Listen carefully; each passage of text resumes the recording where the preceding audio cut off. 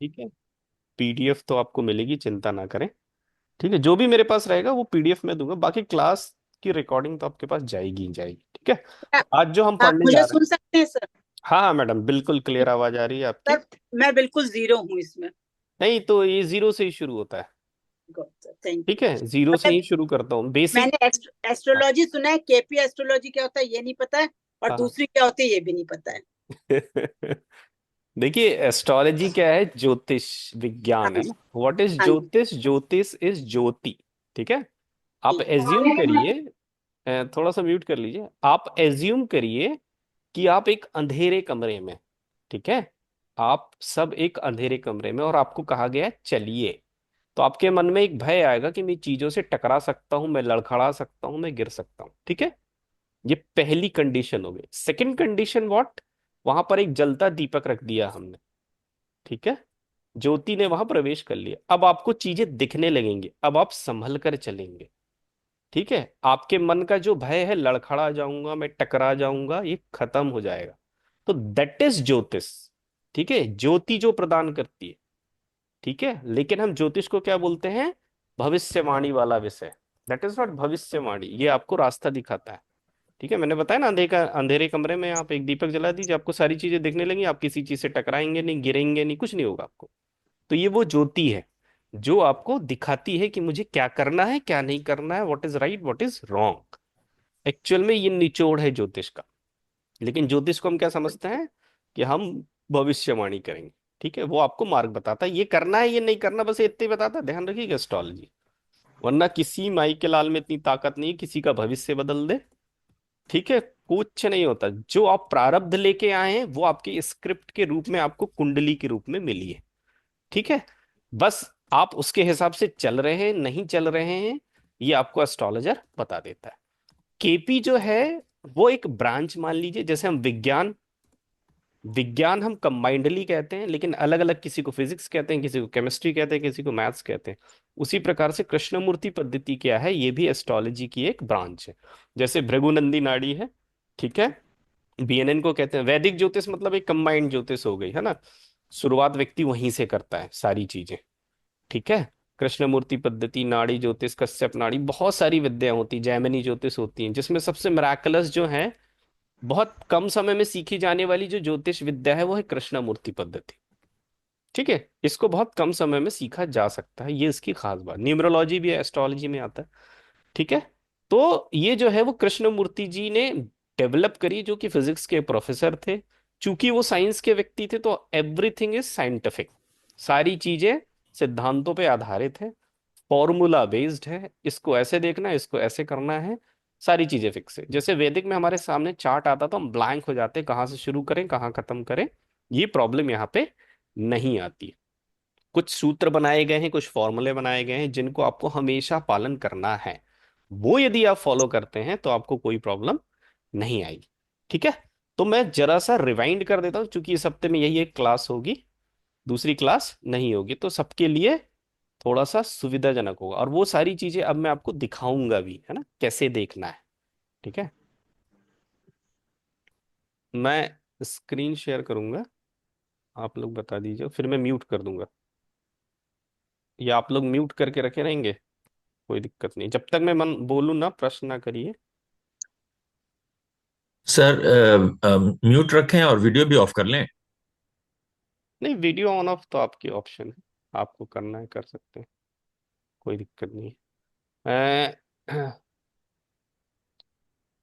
हम्म, चलिए,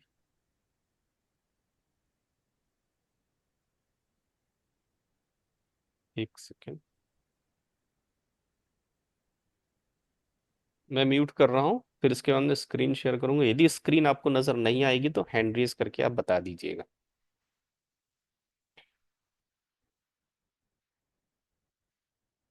देखिए, स्क्रीन नजर आ रही है कि नहीं आ रही?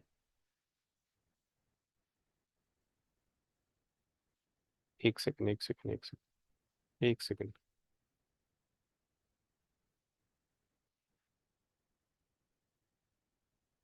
ये देखिए, मैडम को मैं ईमेल कर रहा था, वही खुला हुआ।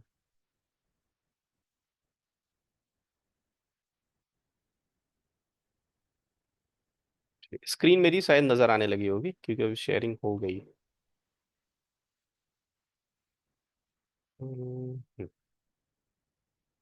ठीक है, आई थिंक सबको नजर आ रहा है।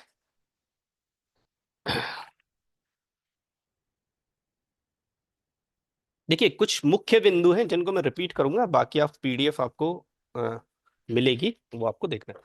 देखिए कृष्णमूर्ति पद्धति यदि हमें पढ़ना है तो सारी चीजों को नंबर के बेस पे पढ़ना पड़ेगा, ध्यान रखिए।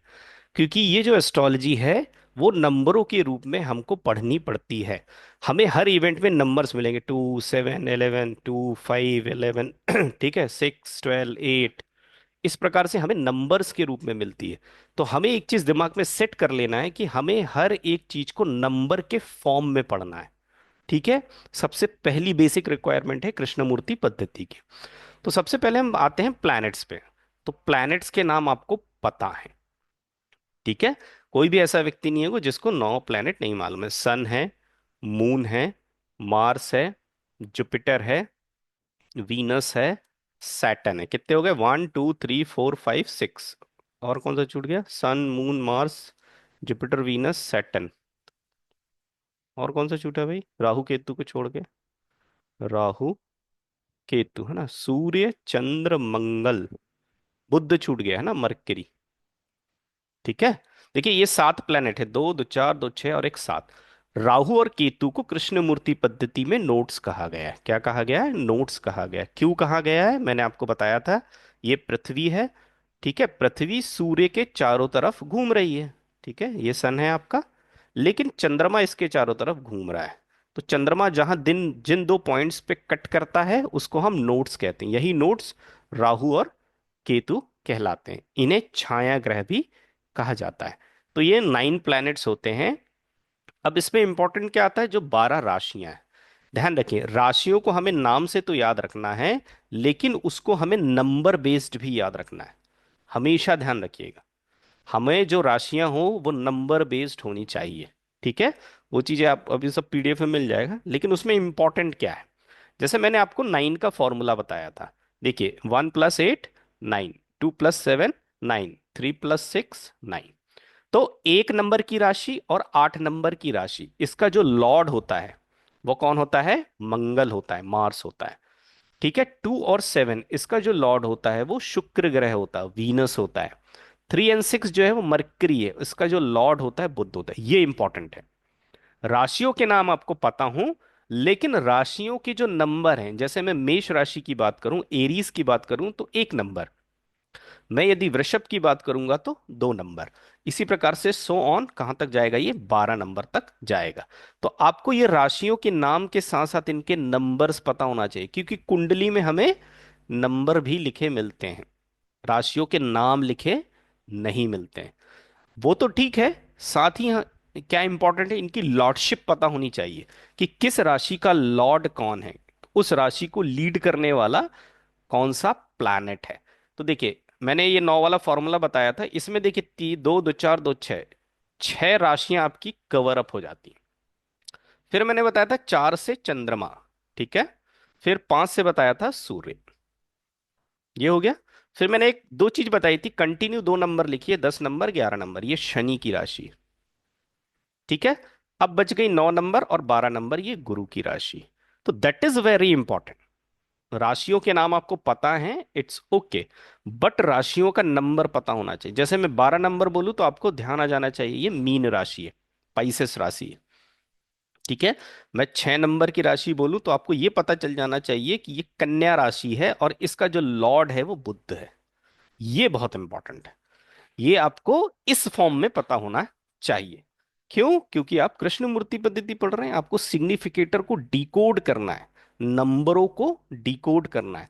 तो नंबर 2 प्रकार से डिकोड होते हैं, एक तो वो हाउसेस के रूप में डिकोड हो सकते हैं, प्लस वो किसी राशि को भी शो कर रहे होंगे। ठीक है। तो ये दैट इज वेरी इंपॉर्टेंट। ये चीज आपको याद रखना बहुत ही आवश्यक है, ठीक है। ये सारी चीजें पीडीएफ में है, आपको मिलेंगी, ठीक है। कुछ मेन मेन पॉइंट्स में बता रहा हूँ, फिर आगे बढ़ जाएंगे अपन, एक प्रकार का रिवीजन मान लीजिए। वीडियो भी देख सकते हैं। अब मैंने आपको बताया था कुछ प्लैनेट जो होते हैं वो बेनिफिक प्लैनेट होते हैं, कुछ जो होते हैं मैलेफिक प्लैनेट होते हैं, ठीक है। लेकिन इनके आगे एक चीज लगा रहेगा, natural malefic and natural benefic. Benefic मतलब जो आपके काम को आसान कर देते हैं, दैट इज बेनिफिक, मतलब बाधाएं कम उत्पन्न करते हैं। मैलेफिक मतलब जो आपके काम को कठिन कर देते हैं, या आपके कार्यों में या रिजल्ट में प्रॉब्लम्स क्रिएट करते हैं, दैट इज मैलेफिक। तो कुछ नेचुरल बेनिफिक होते हैं, कुछ नेचुरल बेनिफिक होते हैं, क्योंकि कृष्णमूर्ति पद्धति कहती है कि no planet is malefic and no planet is benefic. कोई भी प्लैनेट ना तो मैलेफिक है ना ही बेनिफिक, वो आपकी कुंडली में किस प्रकार से है या किन नंबरों को सिग्निफाई कर रहा है वो इंपॉर्टेंट है। जैसे धन प्राप्ति के लिए हमें 2 6 चाहिए, 11 चाहिए फॉर एग्जाम्पल, और ये आपको मान लीजिए राहु दे रहा है, तो ये आपके लिए मैलेफिक प्लैनेट है, बेनिफिक है, सॉरी, मैलेफिक है कि बेनिफिक है, बेनिफिक है। और वैदिक में बोलेंगे तो राहु मैलेफिक प्लैनेट है। ठीक है। तो इसीलिए कृष्णमूर्ति जी ने कहा कि कोई भी प्लैनेट मैलेफिक या बेनिफिक नहीं होता है, वो आपकी कुंडली में आपको क्या रिजल्ट दे रहा है, दैट इज वेरी इंपॉर्टेंट, उसके आधार पे तय होगा। ठीक है। वो चीज तय करेगी कि वो प्लैनेट मैलेफिक है कि बेनिफिक है। एक सेकंड, एक सेकंड।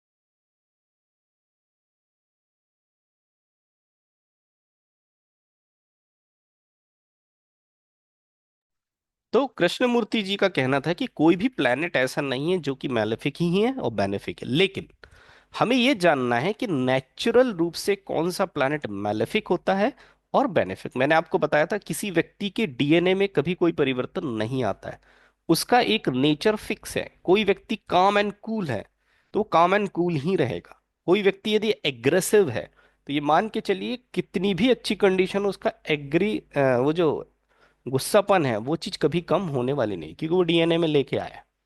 ठीक है। तो एक बेसिक नेचर होता है किसी भी चीज का, जिसको हम नेचुरल मेलेफिक और बेनिफिक के तौर पर पढ़ रहे हैं। ठीक है। तो अब इसमें थोड़ी सी मैं कैटेगरी देखूं तो आपको ये पता होना चाहिए कि नेचुरल मेलेफिक या बेनिफिक, यह है बेनिफिक। बेनिफिक मतलब जो आपके कार्यों को आसान करते हैं, ज्यादा प्रॉब्लम क्रिएट नहीं करते हैं। इसमें आता है जुपिटर, वीनस और मून। ठीक है। गुरु, शुक्र, चंद्र, ये इन्हें नेचुरल बेनिफिक प्लैनेट कहा गया है। नेचुरल मैलेफिक प्लैनेट, ठीक है, यहां पर आता है मंगल, शनि, राहु एंड द केतु। ठीक है। फिर है माइल्ड बेनिफिक प्लैनेट, या इसको कहते हैं क्रूर ग्रह। क्रूर ग्रह इज सन, है ना। मैंने क्या कहा था, सन इज लाइक फादर, पिता की तरह है, वो आपको मारेगा पीटेगा लेकिन आपका गला नहीं दबाएगा। ठीक है। माँ क्या होती है, ममतामयी होती है, सारी चीजें छुपा लेती है, लेकिन पिता क्या है, क्रोध व्यक्त करता है। ठीक है। लेकिन इतना क्रोध व्यक्त नहीं करता है कि वो आपको मार देगा। ठीक है। और वो क्रोध किस लिए करता है, आपके अच्छे के लिए। इसीलिए जो सन है, सन को जो है वो माइल्ड बेनिफिक प्लैनेट या क्रूर ग्रह कहा गया है। एक प्लेनेट हमारा छूट रहा है, मरकरी या बुध। तो इसकी खास बात क्या है, ये यदि मेलेफिक के साथ है तो मेलेफिक है, ये यदि बेनिफिक के साथ है तो बेनिफिक है। और यदि अकेला है, अकेला बैठा है, तो ये बेनिफिक है। ठीक है। बेनिफिक मतलब फायदेमंद। ठीक है। तो प्लेनेट के कुछ बेसिक नेचर हैं जो आपको ध्यान हो, ये नेचुरल है, केपी के अकॉर्डिंग नहीं है, लेकिन हमें ये, कोई भी विद्या पढ़े हमें ये पता होना चाहिए। ठीक है। फ्रेंडशिप, एनिमिटी और नेचुरल मेलेफिक बेनिफिक, ये हमेशा आपके ध्यान में होना चाहिए। ठीक है। कृष्णमूर्ति देखिए, गुरु जो है एक बहुत अच्छा ग्रह माना गया है, लेकिन कृष्णमूर्ति जी उसको भी मेलेफिक बना देते हैं। क्यों? क्योंकि यदि वो ऐसे नंबर सिग्निफाई कर रहे हैं जो आपके लिए प्रॉब्लमेटिक है, तो वो ऑब्वियस सी बात है, मेलेफिक हो गया। ठीक है। तो हमने ये जान लिया कि कौन से प्लेनेट प्राकृतिक रूप से अच्छे हैं, खराब हैं, या उनका क्या नेचर होता है। देखिए,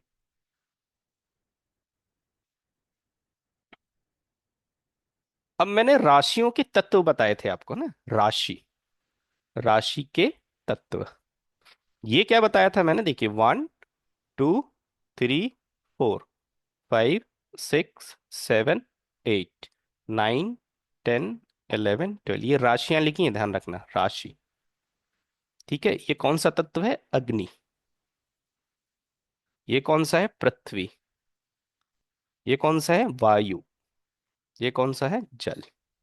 देखिए जब हम वो पढ़ते हैं, क्या पढ़ते हैं, वास्तु, तो वहां पे 5 तत्व लिए जाते हैं, एक आकाश तत्व इंक्लूड हो जाता है। ठीक है, लेकिन यहां पर आपको यही 4 पढ़ना है कि कौन सी राशि किस तत्व को लीड कर रही है। ठीक है, मान लीजिए किसी व्यक्ति का आप नेचर जानना चाह रहे हैं और आपने कुछ चेक किया, कैसे करेंगे वो हम आगे देखेंगे, और आपने देखा कि वो मेष राशि में जाकर प्लेनेट बैठा हुआ है। ठीक है, और मान लीजिए वो मंगल है, तो अब आपको मालूम है मंगल एक एनर्जी वाला प्लैनेट है, दूसरा वो अग्नि तत्व में जाकर बैठा है, तो ऑब्वियस सी बात है वो व्यक्ति क्या होगा, बहुत एग्रेसिव नेचर का होगा, गुस्से वाला होगा। ये हमने कैसे पता लगाया, प्लैनेट के बेसिक नेचर से और राशि के बेसिक नेचर से हमने ये जाना कि वो व्यक्ति कैसा होगा। कुछ बच्चे बहुत चिड़चिड़े होते हैं, ठीक है, तो पता चला आप उनकी, ऐसे तो बच्चों की कुंडली नहीं देखते, आप देखेंगे तो हो सकता है वो मार्स की महादशा से गुजर रहा हो। ठीक है, या उसका लग्न जो है कहीं ना कहीं मार्स से कनेक्टेड होगा या अग्नि तत्व से कनेक्टेड होगा। तो ये जो एलिमेंट्स हैं राशि के, बेसिक एलिमेंट्स हैं, ये आपको पता होने ही चाहिए। मैं केवल वही वही चीजें बता रहा हूं जो आपको पता ही होने चाहिए, इसको आप स्विच नहीं कर सकते। ठीक है, बाकी चीजें आपको पीडीएफ में मिल जाएंगी, लेकिन मैं इनको इसलिए रिपीट कर रहा हूं कि आपको पता होना चाहिए। देखिए ये बहुत सिंपल है इसको देखने का तरीका, लेकिन ये थोड़ा सा इसमें देखना पड़ेगा आपको। ये कैसे देखते हैं मैं आपको बताता हूँ। ये थोड़ा सा साउथ वाले चार्ट में आसान हो जाता है देखना, चाहे तो आप नॉर्थ में भी देख सकते हैं, कोई दिक्कत नहीं है, मैं दोनों में आपको बता दूंगा। देखिए मान लीजिए ये एक चार्ट है, ठीक है, यहाँ पे देखिए साइन बने हुए हैं। ठीक है, यहाँ पे दिक्कत होती है, ठीक है, यहाँ तो फिक्स है, ये मेष है। ठीक है, तो देखिए अग्नि, पृथ्वी, वायु, जल। फिर रिपीट करिए, अग्नि, पृथ्वी, वायु, जल तत्व की राशि। अग्नि, पृथ्वी, वायु, जल तत्व की राशि। आप डायरेक्ट देख सकते हैं कौन सी राशि कौन सी है। ठीक है, यदि ये साइन नहीं भी बना है तो आप देख सकते हैं, अग्नि, पृथ्वी, वायु, जल। अग्नि, पृथ्वी, वायु, जल। यदि मैं आपसे पूछूं कि स्कॉर्पियो कौन सी राशि है और आपको नहीं पता है तो यहां से शुरू कर दीजिए, लेकिन ऑर्डर यही होगा, अग्नि, पृथ्वी, वायु, जल। अग्नि, पृथ्वी, वायु, जल। ठीक है, तो आप डायरेक्ट कुंडली में कैसे देखेंगे, ऐसे देखेंगे। और यदि आपको नॉर्थ में देखना है तो आपको यहां से शुरू करेगा, 1 नंबर से, अग्नि, पृथ्वी, वायु, जल। अब मैं यदि पूछूं कि ये जो चार्ट है उसका जो लग्न है वो किस तत्व की राशि का है, तो आपके लिए बहुत आसान है, अग्नि, पृथ्वी, वायु, जल, जल तत्व की राशि का लग्न है इसका। तो ये व्यक्ति कैसा होगा, सेंसिटिव होगा, बिकॉज पानी में मैंने बताया था ना, एक बूंद रंग डालिए पानी उसी रंग का हो जाता है। क्यों, क्योंकि बहुत सेंसिटिव है, वो हमारा मन है। ठीक है, इसलिए उसको चंद्रमा से कनेक्ट किया है। तो जल तत्व की राशि से हमें ये पता चल गया कि ये व्यक्ति सेंसिटिव हो, क्योंकि इसका लगना क्या है, जल तत्व का है। तो तत्वों को जानना बहुत आवश्यक है। कुंडली में हमें कैसे देखना है हमें याद नहीं है, तो मैंने आपको बताया, आपको यदि इसका ऑर्डर पता होगा तो आप डायरेक्ट देख लेंगे कि भैया ये अग्नि, ये पृथ्वी, वायु, जल, देन अग्नि, पृथ्वी, वायु, जल। ठीक है, इसी प्रकार से हमें एक चीज की आवश्यकता पड़ती है, नेचर। ये एलिमेंट है ना, एलिमेंट। अब हम नेचर, क्या, 3 प्रकार के नेचर पढ़ना है, चर, अचर और द्विस्वभाव। इसको बोलते हैं मूविंग, इसको बोलते हैं फिक्स, इसको बोलते हैं डुअल। ये भी सिंपल है, देखिए 1 2 3 4 5 6 7 8 9 10 11 12, मतलब मेष राशि, कर्क राशि, तुला राशि और ये मकर राशि कैसी हैं, चर राशियां हैं। ठीक है, ये 2 नंबर कौन सी होती, वृषभ, 5 नंबर कौन सी, देखिए मैंने इसीलिए आपको शुरू में कहा था राशियों को और हाउसेस को आपको नंबर से पकड़ना है। तो हाउस तो बहुत आसान होता है, 8 नंबर मतलब 8 ही नंबर का हाउस। लेकिन राशि में थोड़ा सा हमको ध्यान रखना पड़ता है, राशि में आपको ध्यान रखना है ना। तो ये कौन सी राशि है, वृषभ राशि है, ये सिंह राशि है, ये वृश्चिक राशि है। ठीक है, तो आपको नंबर्स पता होना चाहिए। यही चीज देखिए, सेम थ्योरी यहां लगेगी कुंडली में। ये देखिए, moving, fix, dual, moving, fix, dual, moving, fix, dual, moving, fix, dual, चर, अचर, द्वि स्वभाव। यदि मैं आपसे पूछूं कि मिथुन राशि कैसी है, तो आप बोलेंगे डुअल नेचर की। देखिए दो चित्र बने हैं यहाँ पर, मूविंग, फिक्स, डुअल। ये कौन सी, ये कन्या राशि है, यहाँ पे दो लड़कियां बनी रहती हैं, तो ये डुअल है। Moving, fix, dual. देखिए यहाँ पर डुअल साइन बना हुआ है, ये जानवर का है और ये मनुष्य का है। मूविंग, फिक्स, डुअल, देखिए मछली यहाँ पे दो है। ठीक है, तो इनके साइन भी उसी आधार पे बने हुए, मूविंग, फिक्स, डुअल, चर, अचर, द्विस्वभाव। ठीक है, अचर मतलब क्या हो गया, जो फिक्स है। मूविंग मतलब जो वेरी होता रहता, बदलता रहता है। ठीक है, डुअल में दोनों नेचर होंगे। चलिए, इसी प्रकार से मैंने आपको बताया था मेल फीमेल राशियां। जब आप चाइल्ड बर्थ पढ़ते हैं तो वहां पर आपको आवश्यकता होती है मेल और फीमेल की। तो मैंने बताया था man will be odd, man will be odd, 1 3 5 7 9 11, 2 4 6 8 10 12, सारे इवन नंबर्स फीमेल हैं, सारे ऑड नंबर मेल है। सारे इवन नंबर फीमेल है, मैन विल बी ऑड, तो सारे ऑड नंबर क्या होंगे, ये आपकी मेल राशि। देखिए यहां पे आ जाइए, फिर वही चीज, that male female, male female, male female, male female, male female, male female, कहीं से भी आप पता कर सकते हैं। ये मैं इसलिए बता रहा हूँ क्योंकि जब आप चाइल्ड बर्थ पढ़ेंगे तो आपकी आवश्यकता पड़ेगी। तो आपको ये जो मैंने सिखाया है वो याद नहीं है ना, तो आप यहां से देख के कर सकते हैं। यहां पर तरीका है, हमेशा एक से शुरू करिए, male female, male female, male female, male female, male female, male female. ठीक है, यहां पर बस शुरू आपको एक से करना है। आप किसी भी राशि को बता सकते हैं, जैसे आप ये देखिए 7 नंबर, 7 नंबर इवन है कि ऑड, ऐसे भी पता कर सकते हैं।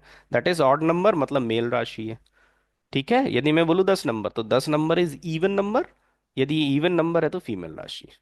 नहीं है तो ऑर्डर में चलिए, male female, male female, male female, male female, male female, ये आ गया फीमेल। तो आप ऐसे भी देख सकते हैं।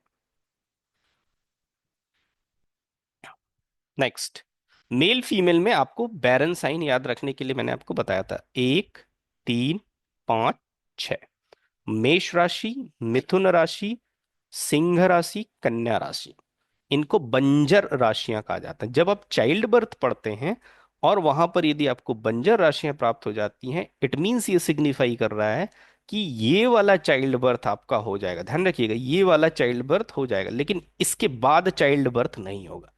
बैरन साइन ये सिग्निफाई करते हैं, तो आपको बैरन साइन भी पता होने चाहिए। ठीक है,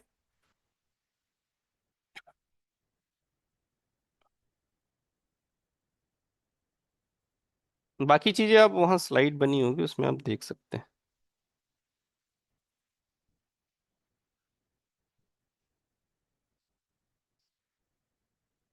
चलिए, अब यहां तक किसी को कोई प्रश्न है तो बताइए, वरना हम हाउस पे आ जाएंगे और प्लैनेट्स पे आ जाएंगे। यहां तक किसी को कोई दिक्कत, सब पढ़ चुके हैं वैसे, प्रैक्टिकली मैंने आपको दिखा दी है। क्योंकि जो 3 चीजें आपने पढ़ी ना बहुत इंपॉर्टेंट है, वो आपको कहीं ना कहीं से टकराती ही हैं, आपको पता होना ही चाहिए, केपी में तो। बाकी चीजों में भी काम आती हैं वो। ठीक है, क्लियर है सारी चीजें, आगे बढ़े। तो अब हम देखते हैं प्लैनेट्स के बारे में, देन देखेंगे हाउसेस के बारे में। ठीक है, ये सारी चीजें मैं भी डाल दूंगा, तो आप इसको देख लीजिएगा, प्रिंट निकाल के भी रख सकते हैं, कोई दिक्कत नहीं। ठीक है,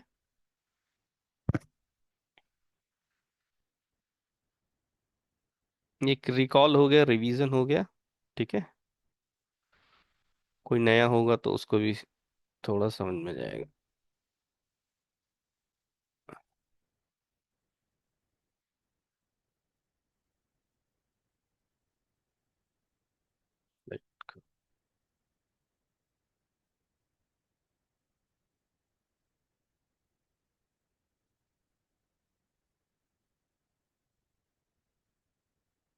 देखिए, प्लैनेट्स के बारे में मैंने आप लोगों को बताया था, थोड़ा सा रिपीट कर दे रहा हूँ। ये जो आप सोचिएगा, ये जो 3 क्लासेस है ना, ये आपकी आधारशिला है ना। ये नहीं पता तो कुछ नहीं पता। सब कारकत्व का खेल है, सिग्निफिकेशन का खेल है। चाहे आप वास्तु पढ़ें, चाहे आप बीएनएन पढ़ें, चाहे आप केपी पढ़ें, चाहे आप न्यूमरोलॉजी पढ़ें, कुछ भी पढ़ें। क्यों? क्योंकि what is astrology? Coding decoding. तो कोडिंग डिकोडिंग के लिए आपको प्लेनेट आएंगे या हाउस आएंगे। तो जब तक आपको प्लेनेट और हाउस के सिग्निफिकेशन नहीं पता होंगे, तो आप कोडिंग डिकोडिंग करने में आपको दिक्कत जाएगी। इसीलिए आपको इसको, अच्छा ये याद कैसे होता है? बार बार सुनने से याद होता है, ध्यान रखिएगा। ठीक है, लिखिए और बार बार उसको पढ़िए और देखिए, और को रिलेट करिए कि ऐसा कौन सा सिग्निफिकेशन है जो कॉमन है, टकरा रहा है प्लैनेट में भी, हाउस में भी। ठीक है। जब हम शुरू करते हैं तो लगता है ऐसे कितने कैसे याद करेंगे, लेकिन ये धीरे धीरे याद होता है ना। चलिए, स्क्रीन आई थिंक नजर आ रही होगी। प्लैनेट्स को हम समझने की कोशिश करते हैं। मैंने आपको बताया था what is sun. Sun is your soul, सूर्य आपकी आत्मा है। ये आपकी कॉज ऑफ क्रिएशन है। आपका जन्म किस लिए हुआ है ये बताने का काम कौन करता है? सन करता है। सन को फादर कहा गया है। फादर क्यों कहा गया है मैंने आपको बताया था। जो ब्रह्मांड है उसमें हर चीज एक चीज के चारों तरफ घूम रही है। वो क्या है? सन। तो सन क्या है? एक धुरी है, उसके चारों तरफ सारी चीजें घूम रही हैं। इसीलिए उसको एक प्रकार से फादर की संज्ञा दे दी गई। परिवार भी क्या होता है? उसी प्रकार से वर्क करता है। ठीक है। सूर्य को कहा गया आत्मा। क्यों? क्योंकि पृथ्वी पर जीवन क्यों? क्योंकि सूर्य है हमारे पास और वाटर है। सूर्य का प्रकाश आना बंद हो जाएगा तो जीवन पे संकट आ जाएगा। ठीक है। तो सूर्य को आत्मा कहा गया, शक्ति कहा गया, मेडिसिन कहा गया है। ठीक है। आपका कल्चर, आपके ट्रेडिशन को कहा गया।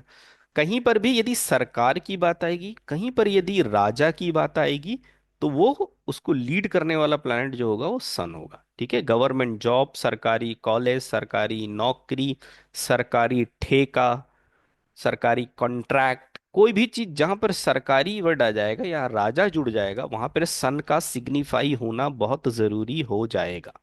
तो आप ये ध्यान रखिए, जो चीज राजा से रिलेटेड है या सूर्य से रिलेटेड है, वहां पर आपको इन सब चीजों का विशेष ध्यान रखना है। आपका नेम, फेम और स्टेटस जो है वो सूर्य बताता है। सूर्य ईगो भी देता है। ठीक है। ईगो 2 प्रकार के होते हैं, ध्यान रखिएगा। एक ईगो मंगल देता है, एक ईगो सूर्य देता है। तो सूर्य आपको उस चीज का ईगो देगा जो आपके पास है, और मंगल उस चीज का ईगो दे देता है जो आपके पास नहीं है। और उसकी सबसे एक अच्छी लाइन है, तुम मुझे नहीं जानते क्या। जब भी हमारी लड़ाई होगी तो हम डायलॉग एक ही मारते हैं, तो तुम्हें नहीं पता मैं कौन हूं। दैट इज मंगल। ठीक है। ये मंगल है। लेकिन आपके अंदर जो क्वालिटीज है उसके बेस पर जो आपके पास ईगो आता है, दैट इज योर सन। ठीक है। सूर्य आपकी आत्मा है। ठीक है। सेल्फ रिस्पेक्ट है, आपकी स्ट्रेंथ है, हार्ट है, राइट आई है, लेफ्ट आई मून है, राइट आई सन है। ठीक है। अथॉरिटीशिप देता है सूर्य, क्योंकि सूर्य क्या है? पूरी सोलर सिस्टम को लीड कर रहा है। ठीक है। जो लीड कर रहा है उसी के पास तो अथॉरिटी होगी। इसलिए अथॉरिटीशिप देने का काम कौन करता है? सूर्य देता है। Next is moon. मैंने कहा what is moon? Moon is your mind, आपका दिमाग है। ठीक है। मून इज माइंड, आपकी मेंटल पोजीशन है। आपका मन कहाँ लगेगा ये आपको सिग्निफाई कौन करेगा? चंद्रमा बताएगा। चंद्रमा को माँ से जोड़ा गया है, इसीलिए सेक्रीफाइस का कारण भी क्या है? चंद्रमा। क्योंकि सेक्रीफाइस करने का काम कौन करती है? माँ करती है। इसीलिए चंद्रमा जो है वो सेक्रीफाइस का कारण। अब देखिए, मैंने आपको हाउसेस में भी बताया था, याद होगा। सस्टेन करने का काम कौन करता है? पालन पोषण या उसको आगे बढ़ाने का काम कौन करता है? Next house. तो प्लैनेट में फूड का कारक किसे माना गया है? चंद्रमा को माना गया। और फूड के लिए कौन सा हाउस माना गया है? याद होगा आपको, मैंने आपको सेकंड हाउस बताया था। ठीक है। तो ऐसे आपको पढ़ना है कि सेकंड हाउस भी फूड का कारक है और चंद्रमा भी फूड का कारक है। देखिए, चंद्रमा बहुत तीव्र गति से चलने वाला प्लैनेट है, इसीलिए इसको मन की संज्ञा दी गई है, क्योंकि मन चंचल है, बहुत तेज गति से चलता है। जो आप सोचते हैं वहां पहुंच जाते हैं फटाक से। इसीलिए चंद्रमा को उससे जोड़ा गया, इसीलिए अधिकांश गणनाएं चंद्रमा से की जाती है। ठीक है। चंद्रमा को इसीलिए ट्रेवल से भी जोड़ा गया है। चेंज, चेंज क्यों जोड़ा गया है? क्योंकि चंद्रमा बहुत तेज गति से घूम रहा है, मतलब उसमें जैसा परिवर्तन हो रहा है वैसा परिवर्तन कहीं नहीं हो रहा है, बहुत तेजी से परिवर्तन हो रहा है। ठीक है, इसीलिए चेंज का कारक जो है वो चंद्रमा को माना गया। ठीक है, moon is also liquid, your subconscious mind, emotional feeling, left I, let go nature मतलब जाने दो। ठीक है, इस प्रकार का नेचर कौन देता है? चंद्रमा। चंद्रमा आपको फ्लिकरिंग माइंड भी देता है। फ्लिकरिंग माइंड समझते हैं ना, बार बार विचारों में परिवर्तन, ये कर लूं, वो कर लूं, ऐसा कर लूं, नहीं करूं, छोड़ो, जाने दो। That is flickering mind. ये फ्लिकरिंगनेस कहाँ से आती है? वही चंद्रमा की तीव्र गति से आती है। ठीक है, किसी बात पे आप स्टेबल नहीं है, तो दैट इज फ्लिकरिंग माइंड। तो ये भी कौन देता है हमको? चंद्रमा देता है। नेक्स्ट, मंगल। मंगल के बारे में मैंने आपको बताया थी, what is Mangal? Mangal is your body, आपका शरीर है, ऊर्जा है। आपके अंदर जो रक्त प्रवाह हो रहा है उससे जो ऊर्जा क्रिएट हो रही है, दैट इज मार्स। ठीक है, व्यक्ति बोलता है ना, गुस्सा आता है तो ब्लड प्रेशर बढ़ जाता है, क्यों? क्योंकि वही तो एनर्जी है आपकी, नेगेटिव एनर्जी हो गई, वो गुस्सा आ गया आपको तो। ठीक है, तो what is Mars? Mars is energy. Mars क्या है? भूमि का कारक है, ऊर्जा का कारक है, अग्नि का कारक है, आपका शरीर का कारक है। किसी भी प्रकार का कॉन्फ्लिक्ट हो, लड़ाई हो, झगड़ा हो, वाद विवाद हो, दैट इज मार्स। ये ध्यान रखिएगा। आपका यंगर ब्रदर, पुलिस, एक्सरसाइज, वो सारी एक्टिविटी जो देहा से रिलेटेड है, बॉडी से रिलेटेड है। जैसे आप जिम की बात करेंगे, ठीक है, जिम इंस्ट्रक्टर की बात करेंगे, स्पोर्ट्समैन की बात करेंगे, जहां पर देहा, बॉडी घुसी हुई है, ठीक है, दैट इज मार्स। ठीक है, blood pressure, anger, action, reaction, argument, ठीक है, सर्जरी। देखिए, कृष्णमूर्ति पद्धति में मंगल और केतु दो प्लैनेट सर्जरी के माने जाते हैं। मैंने बताया था Mangal is blood, Ketu is cut. तो ब्लड एंड कट, यही सर्जरी है। ठीक है, बिना कट लगाए, बिना ब्लड के सर्जरी नहीं होती, इसीलिए मंगल और केतु को कृष्णमूर्ति जी ने सर्जरी का कारक माना है। ठीक है, एक्सीडेंट देने का काम कौन करता है? मंगल देता है। शत्रु के बारे में कौन बताता है? मंगल। ध्यान रखिएगा, किसी भी प्रकार के टेक्निकल एजुकेशन इज मंगल। यदि कोई व्यक्ति अपने कार्यों को बहुत टेक्निक लगा के कर रहा है, मतलब उसका मंगल कहीं ना कहीं एक्टिव है। ठीक है, यदि वो इंजीनियरिंग के फील्ड में है तो उसका मंगल एक्टिव है। ठीक है, enmity, loan, gym, sports, physical activity, litigations, body building, war, weapon, fire, army, police, ये सब समझ गए होंगे आप। देखिए, किसी चीज के बेसिक चीज को पकड़ लेंगे ना आप, तो सिग्निफिकेशन को याद करना और आसान हो जाता है। ठीक है, तो मैंने बताया ना, मंगल इज एनर्जी, लड़ाई झगड़ा, कॉन्फ्लिक्ट, वाद विवाद। और बॉडी है हमारी, तो जहां पर हमारी बॉडी इंक्लूड हो जाती है, दैट इज मार्स। जैसे स्पोर्ट्समैन हो गया, जिम वाला व्यक्ति हो गया। ठीक है, तो इस प्रकार से आप ध्यान रखें, that is Mangal. Next is mercury. मैंने आपको बताया था नॉलेज इज जुपिटर, एंड आपका इंटेलेक्ट या इंटेलिजेंसी या चतुराई क्या है? मरकरी है। ध्यान रखिएगा, मरकरी एजुकेशन का कारक है, लेकिन ज्ञान का कारक कौन सा प्लैनेट है? जुपिटर है। ठीक है, ये ध्यान रखिएगा। देखिए, मरकरी के सिग्निफिकेशन और थर्ड हाउस के सिग्निफिकेशन बहुत अधिक मैच खाते हैं। ये ध्यान रखिएगा, मैंने आपको लास्ट में भी बताया था, अभी भी बताया।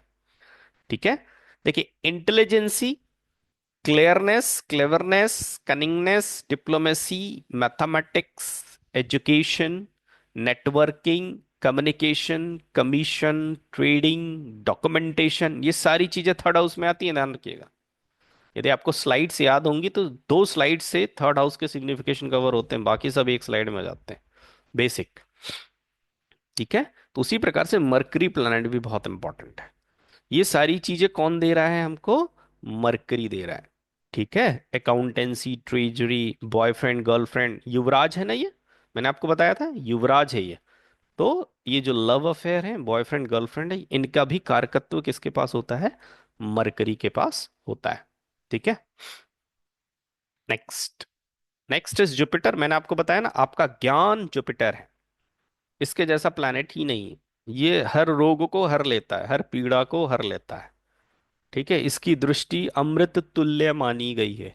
जिन हाउसेस पे इसकी पांचवी और नवीं दृष्टि पड़ गई, वो तर जाता है, क्योंकि पांचवा आपका प्रारब्ध है, आपका पास्ट है। उसी पास्ट के आधार पर आपको नाइन्थ हाउस मिला, भाग्य मिला है। मैं हूं, मेरे जैसा ही एक व्यक्ति है, सब कुछ सेम है, लेकिन उसके साथ पॉजिटिव हो रहा है, मेरे साथ नेगेटिव हो रहा है। वाई नेगेटिव हो रहा है? मेरा फिफ्थ हाउस खराब है। क्यों खराब है? पिछले जन्म के प्रारब्ध कर्म मेरे खराब है, उसके अकॉर्डिंग मुझे 9th हाउस मिला है, और मैं कुंडली मिला के बैठा हूं। ठीक है, कि उसके साथ ऐसा हो रहा है, गुप्ता जी के साथ ऐसा हो रहा है, शर्मा जी के साथ ऐसा नहीं हो रहा, क्योंकि 5th हाउस ही आपका 9th हाउस तय करता है, ध्यान रखिएगा। इसलिए जुपिटर की 5वीं और 9वीं दृष्टि को बहुत इंपॉर्टेंट माना गया है, अमृत तुल्य माना गया है। ठीक है, चलिए आते हैं हम जुपिटर पे। Jupiter is knowledge. ठीक है, आपका प्राण वायु क्या है? जुपिटर है ना, इसलिए जीव का कारक किसे माना गया है? जुपिटर को माना गया। ठीक है, teacher, professor, advisor, minister, knowledge of Veda. देखिए मैंने आपको बताया था राहु भी एक्सपेंड करता है किसी चीज को, जुपिटर भी एक्सपेंड करता है। ठीक है, तो एक्सपेंशन का कारक कौन सा प्लैनेट है? जुपिटर है। Banking, legal experts, sweet dishes मैंने बताया ना, पंडित योग देता है, खाने पीने का शौकीन बनाता है। लाइफ फोर्स मैंने बताया ना, जीव का कारक है। लक, भाग्य, 9th हाउस को कंट्रोल करता है। फुलफिलमेंट ऑफ डिजायर, बच्चों का कारक ग्रह है। डिवाइन ग्रेस है। ठीक है, अनकंट्रोल ग्रोथ है, मैंने बताया ना कैंसर रोग भी देता है जुपिटर। क्यों देता है? क्योंकि अनकंट्रोल ग्रोथ ऑफ सेल्स या टिश्यूज, दैट इज कैंसर। ठीक है, culture, spiritual thinking, religious places, हर धार्मिक चीज जो है वो किससे रिलेटेड है? जुपिटर से रिलेटेड। क्लैरिटी ऑफ माइंड, देखिए जितना अधिक ज्ञान होगा उतना अधिक आपका क्लियर माइंड होगा, क्योंकि ज्ञान सारे पर्दों को साफ कर देता है। ठीक है, इसलिए क्लैरिटी ऑफ माइंड कौन देगा? जुपिटर देगा, ध्यान रखिएगा। प्रॉस्पेरिटी देता है, रिस्पेक्ट देता है। Aspect of grace consider good. ठीक है, नेक्स्ट लग्जरी। ठीक है, इसी को हमको सबको इसी की जरूरत है। Venus, Venus is finance, luxury, सबको यही चाहिए। कलयुग है, इसके बिना जी भी नहीं सकते यदि हम गृहस्थ जीवन में हैं। ठीक है, यदि हम गृहस्थ जीवन में हैं, तो हम इसके बिना नहीं जी सकते। ठीक है, इसमें वीनस का कोई दोष नहीं। गृहस्थ जीवन में नहीं है तो वैसे ही हम इससे डिटैच हो जाएंगे, डिटैच हो जाएंगे तो इसकी हमें वैसी आवश्यकता नहीं पड़ेगी। तो luxury, cloth, textile, wealth, comfort, pleasure, perfume, relationship, love, romance, lust, automatic आप समझ जाइए दैट इज वीनस। ठीक है, ब्यूटी, ऑर्नामेंट्स, व्हीकल। ठीक है, hotel, music, film industry, spark. ठीक है, एक चीज मैंने आपको बताया था, पत्नी जो है वो वीनस है पुरुष की कुंडली में, और महिला की कुंडली में मंगल जो है वो उसका हस्बैंड है। शादी के पहले मंगल भाई है, शादी के बाद हस्बैंड है। ठीक है, फिल्ट्रेशन का काम करती है, मैंने बताया ना किडनी की प्रॉब्लम भी वीनस शो करता है, शुगर की प्रॉब्लम भी शो करता है वीनस। ठीक है, next Saturn. What is Saturn? Saturn is your Karma. ये एक ऐसा प्लैनेट है जो आपको कर्म के हिसाब से चलने को कहता है। ठीक है, शनय शनय चलने वाला प्लैनेट है, दूरस्थ प्लैनेट है। ठीक है, जुपिटर के बाद भी आता है, ठंडा है। ठीक है, सूर्य की रोशनी नहीं पहुंच पाती, अंधकार है, सूर्य की रोशनी नहीं पहुंच पाती, दूर है, सूर्य की रोशनी नहीं पहुंच पाती। ठीक है, इस तो उसके सिग्निफिकेशन भी उसे रिलेटेड है। ठीक है, चलिए, आप इस धरती पे आए हैं, आपको क्या कर्म करना है ये सैटर्न बताता है। और हाउस में कौन सा हाउस बताता है? 10th हाउस बताता है। 10th हाउस आपको बताएगा कि आप क्या कर्मा करना है। ठीक है, मैंने आपको बताया था job is a different thing, business is a different thing, and profession is different thing. What is profession? Profession is your 10th house. नौकरी, सेवा, जॉब जहां आप तनख्वाह ले रहे हैं दैट इज 6th हाउस। कोई व्यापार व्यवसाय कर रहे हैं दैट इज 7th हाउस। लेकिन कुंडली से हमें पता करना है कि मुझे क्या करना है, मैं क्या लेके आया हूं, तो वो 10th हाउस बताएगा, सैटर्न बताएगा। ठीक है, हर प्रकार की दुख और पीड़ा का कारण ही सैटर्न है। क्यों? क्योंकि ये तपा तपा के देता है, और तपा तपा के सोना बना देता है। ठीक है, sorrow, suffering, miseries, hard work, hard work देगा ही। ठीक है, डिसिप्लिन देता है, प्रोफेशन को बताता है, डिजीजेस को बताता है, कंस्ट्रक्शन, मशीनरी, वास्तु भी बताता है ये। Area of life where sorrows experienced, आपको कहां से दुख मिलेगा।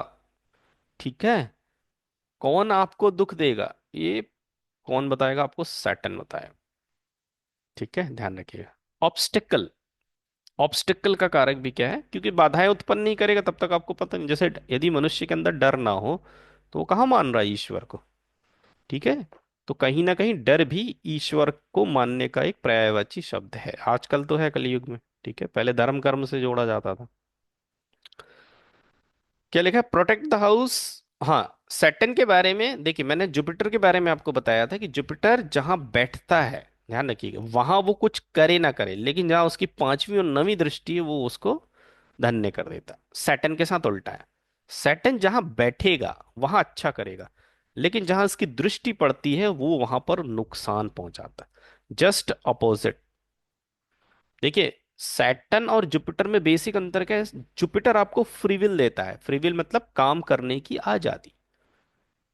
ठीक है, आपको शुगर की बीमारी है, आपके सामने मिठाई रखी है, यू हैव फ्री विल। आप खा भी सकते हैं, नहीं भी खा सकते, आप ही को डिसाइड करना है।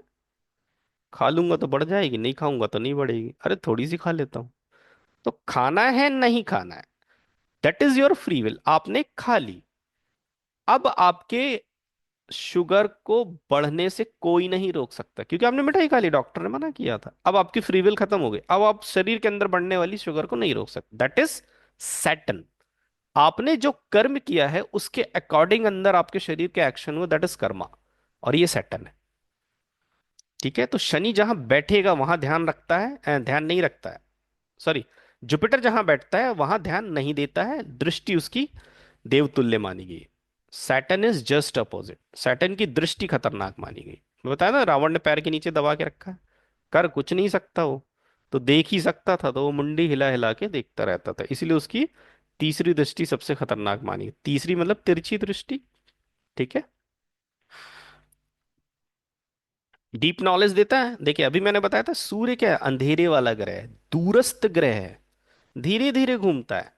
तो ये चीज आपको डीप नॉलेज देती है, रिसर्च देती है। ठीक है, लेबर्स को शो करता है, एम्प्लॉयज को शो करता है।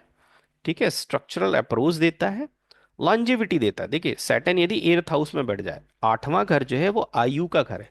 मैंने बताया ना, सैटर्न जहां बैठता है वो अच्छा करेगा।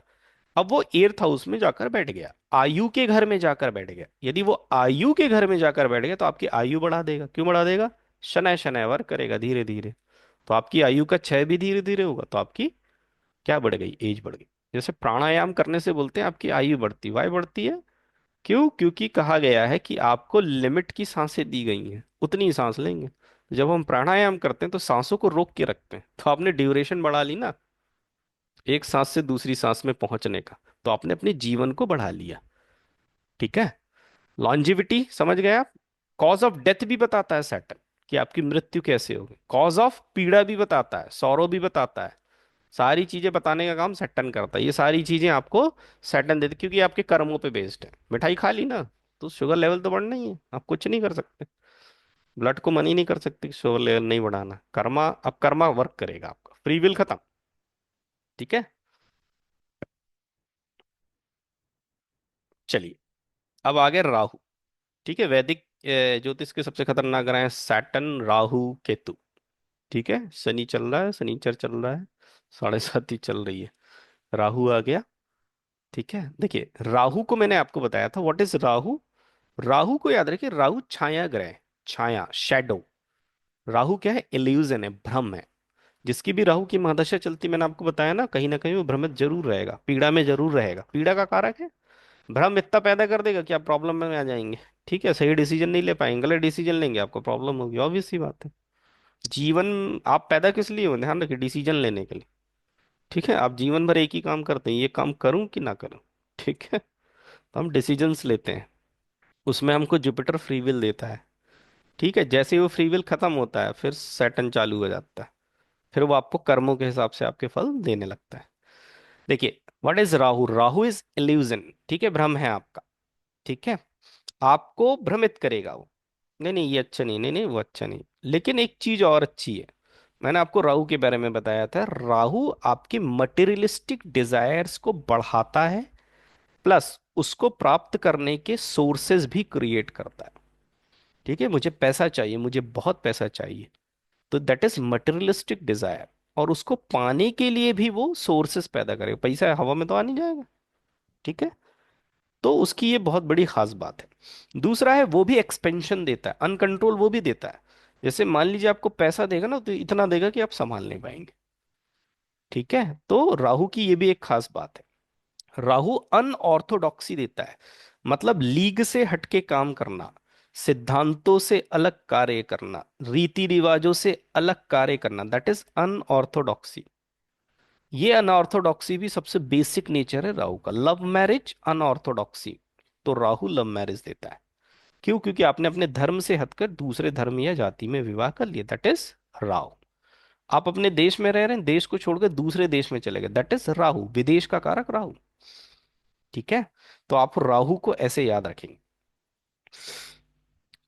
फॉरेन लैंड हो गया, ठीक है। राहु नोज नो लिमिट, ठीक है, उसकी कोई सीमा ईमा नहीं है, मैं बताया ना, कोई सीमा नहीं है ये। और हट, हट मतलब इंग्लिश में क्या कहेंगे उसको, कहीं लिखा होगा, हट मतलब वो जिद्दी बनाता है, ठीक है, ये चीज चाहिए मुझे, ठीक है, ये चीज चाहिए तो चाहिए, चाहे कुछ भी हो जाए, अनकंट्रोल्ड डिजायर, ठीक है, ये इन सब चीजों का कारक राहु है। ठीक है, सैनिटेशन, साफ सफाई का काम करने वाले जो होते हैं वो राहु हैं। अनऑर्थोडॉक्स बता दिया मैंने, डीप अटैचमेंट देता है, ये किसी भी चीज से गहरा लगाव देगा आपको। ठीक है, मरकरी के साथ जुड़ जाएगा, आपके पास इतनी सारी डिग्री आ जाएंगे आप संभाल नहीं पाओगे। मरकरी एजुकेशन का कारक है, राहु आके जुड़ गया, ठीक है, लेकिन उस डिग्री का प्रयोग नहीं कर पाओगे जीवन। ठीक है, addiction, deep attachment is also addiction, अच्छी चीज के लिए है तो अच्छी बात है, खराब चीज के लिए तो एडिक्शन बन जाएगा। अनकंट्रोल डिजायर देता है, मैंने बताया ना। डिफरेंट एनवायरनमेंट, डिफरेंट एनवायरनमेंट मतलब क्यों, लीग से हटके, अनऑर्थोडॉक्सी, internet, social media, Muslim culture, grandfather, देखो दादा क्या है राहु, नाना क्या है केतु। फोटोग्राफी, छाया, सिनेमा इस छाया, शैडो है ना ये सारी चीजें, इसलिए छाया ग्रह कहते हैं उसको। इनसिक्योरिटी देता है, इनसिक्योरिटी मतलब मैंने बताया ना, राहु की महादशा चल रही है, आप भ्रम में रहेंगे। व्हाट इज भ्रम? भ्रम इज इनसिक्योरिटी, अरे ऐसा हो जाएगा, अरे वैसा हो जाएगा, अरे ये हो जाएगा, अरे वो हो जाएगा। ये बड़ी बेकार चीज है इसकी, ठीक है, ये इसी का पर्यायवाची शब्द है।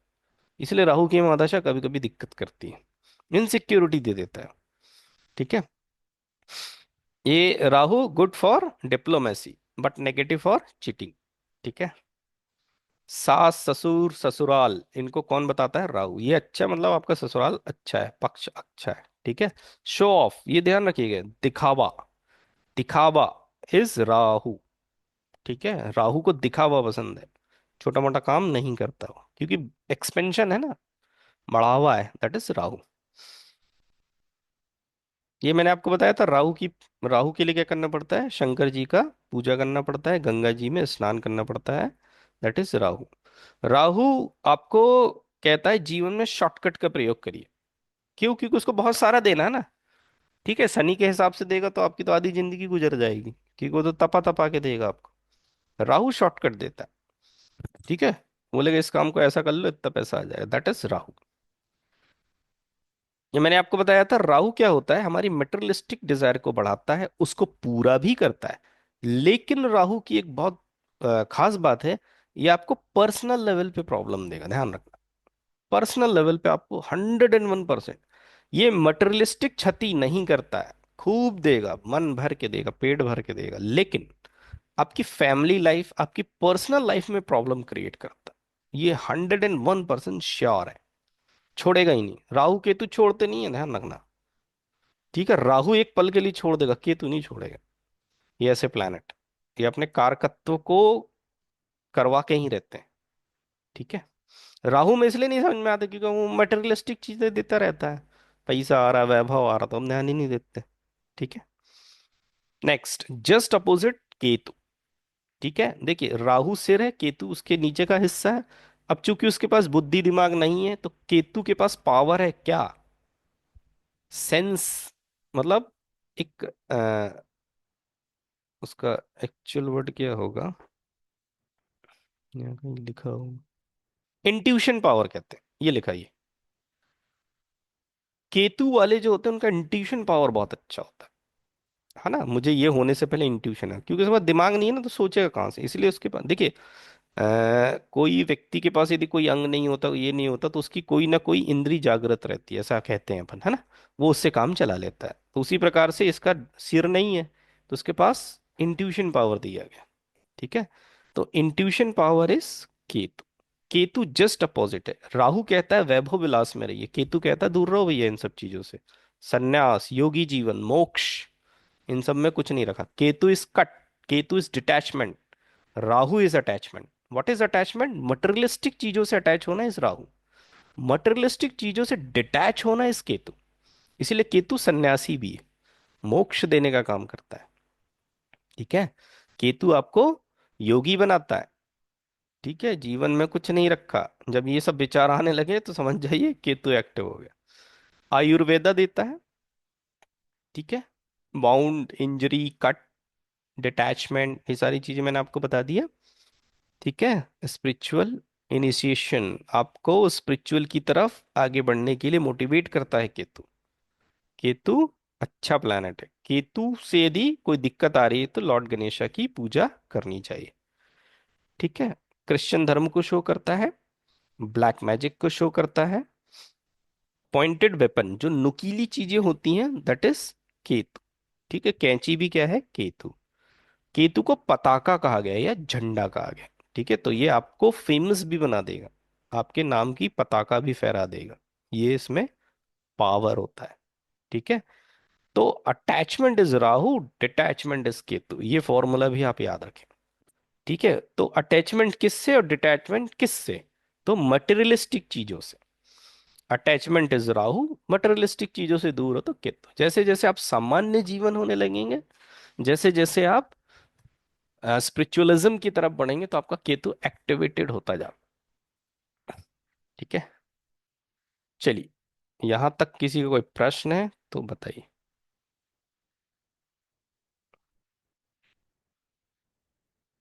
कोई प्लैनेट के बारे में आप कुछ समझना चाहते हैं या पूछना चाहते हैं तो बताइए। मैं अनम्यूट कर देता हूँ।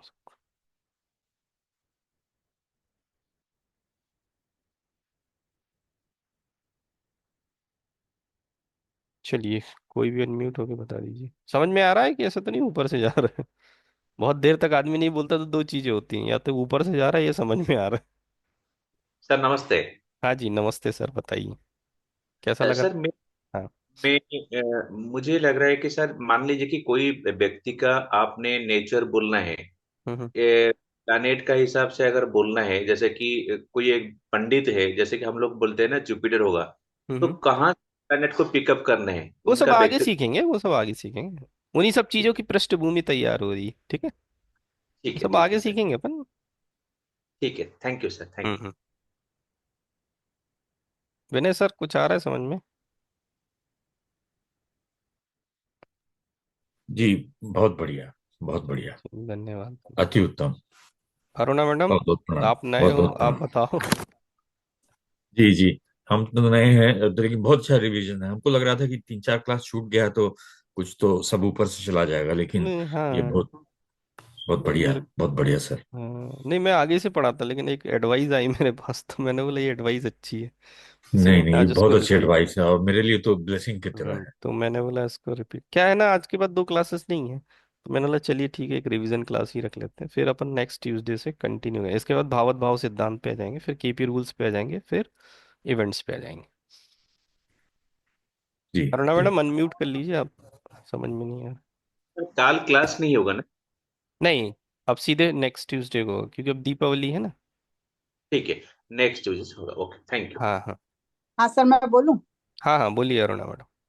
सर, जो आपने बताया वो तो मुझे सब चीज समझ तो आई, लेकिन मैं ये हाँ। जानना चाह रही हूँ कि दूसरी एस्ट्रोलॉजी कौन सी होती है, ये केपी के नाम से हो रही है। दूसरी मतलब? एक मतलब के मतलब एस्ट्रोलॉजी कहते हैं ना, केपी है, वैदिक है, ये इनमें क्या अंतर होता है दोनों में, एक तो ये जानना चाह रही हूँ मैं। ये सब विद्याएं हैं। देखिए क्या होता है, जैसे मान लीजिए आप कहाँ रहते हैं? मैं गुड़गांव में सर।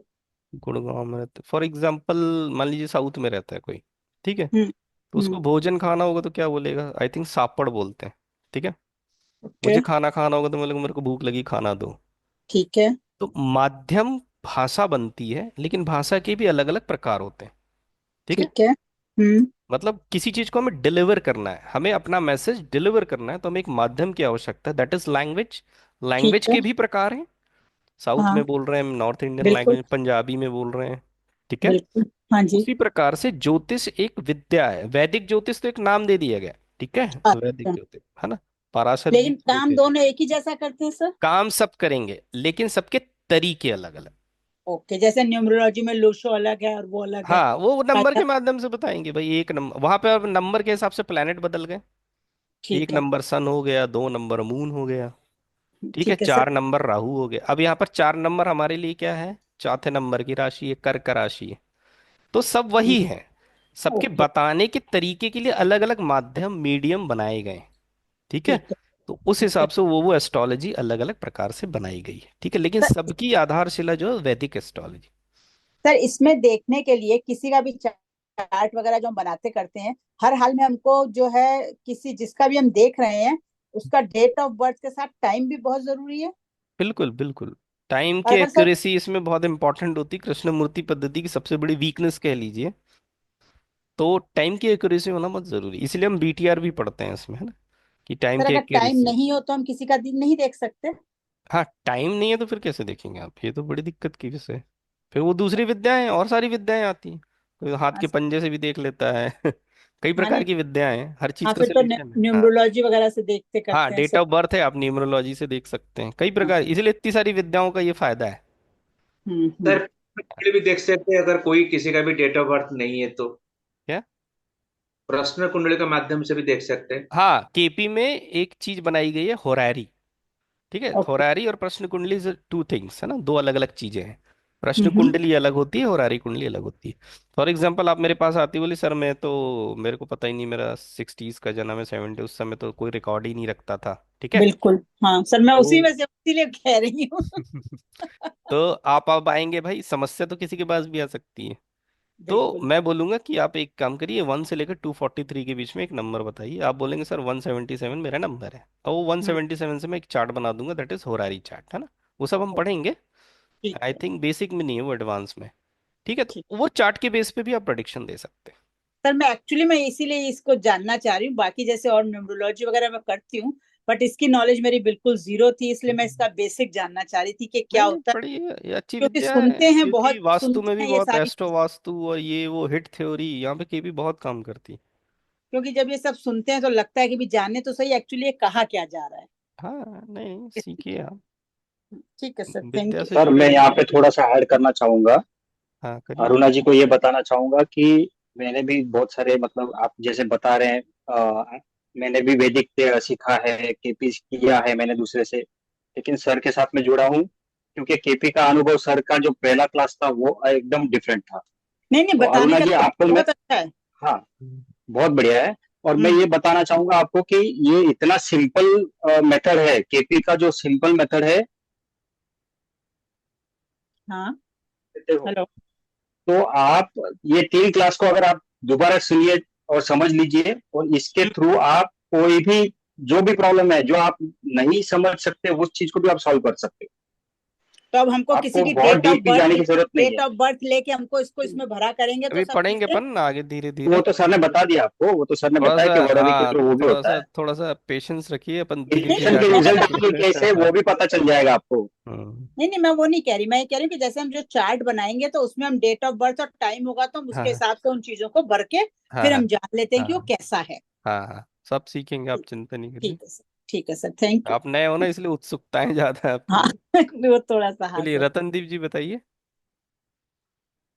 सर मैं पूछ रहा हूँ क्या सर, पीडीएफ तो मिलेगा ना सर? हाँ हाँ, पीडीएफ दूंगा मैं, आप चिंता ना करें, ठीक है। जितनी स्लाइड्स आपने देखी सबके पीडीएफ अभी मैं डाल दूंगा ग्रुप में, तो आप ले लीजिएगा, ठीक है।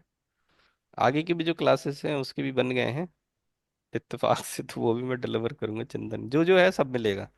मेरे से ज्ञान जितना है वो पूरा आपको मिलेगा, ठीक है। नोट्स भी जो है वो भी मिलेंगे, चिंता नहीं करिएगा आप, ठीक है। लेकिन लिखना सीखें, ये मैं हमेशा कहूँगा। चलिए, थोड़ा सा अभी टाइम है, यदि आप लोगों के पास टाइम है तो मैं हाउसेस रिवाइज कर दूं, बताइए। हाँ सर, कर दीजिए। 12 घर हैं, थोड़ा सा मैं उसको रिवाइज कर देता हूँ, ताकि जब हम नेक्स्ट क्लास आए तो फुल फ्लैश रहेंगे हम, ठीक हम्म। है, आगे प्रोसीड करने के सर लिए। आगे चलने के पहले मुझे एक सवाल था, मैं बताइए। इंतजार कर रहा था कोई पूछेगा लेकिन किसी ने नहीं पूछा तो मैं पूछ रहा हूँ। बताइए। जैसे हमने आयुर्वेदिक के लिए हमने कहा केतु से देखा जाता है, तो एलोपैथी और होम्योपैथी के लिए क्या देखना देखिए अब वो बहुत सारे हैं, जैसे हिंदू, मुस्लिम, फिर सिख, ईसाई, पारसी तो ये कुछ बेसिक सिग्निफिकेशन है। और चीजें जो है वो मैं डाल दूंगा, आप लोग उसमें सिग्निफिकेशन में देख लीजिएगा, ठीक है। सिग्निफिकेटर में डाल ओके दूंगा आप ओके। लोगों का, तो उसमें देख लीजिएगा, बहुत सारे सिग्निफिकेशन है। ये तो मेरे ही हैंड रेज हो गए। चलिए थोड़ा सा हम टाइम को बचाते हुए आगे चलते हैं हाउस पे।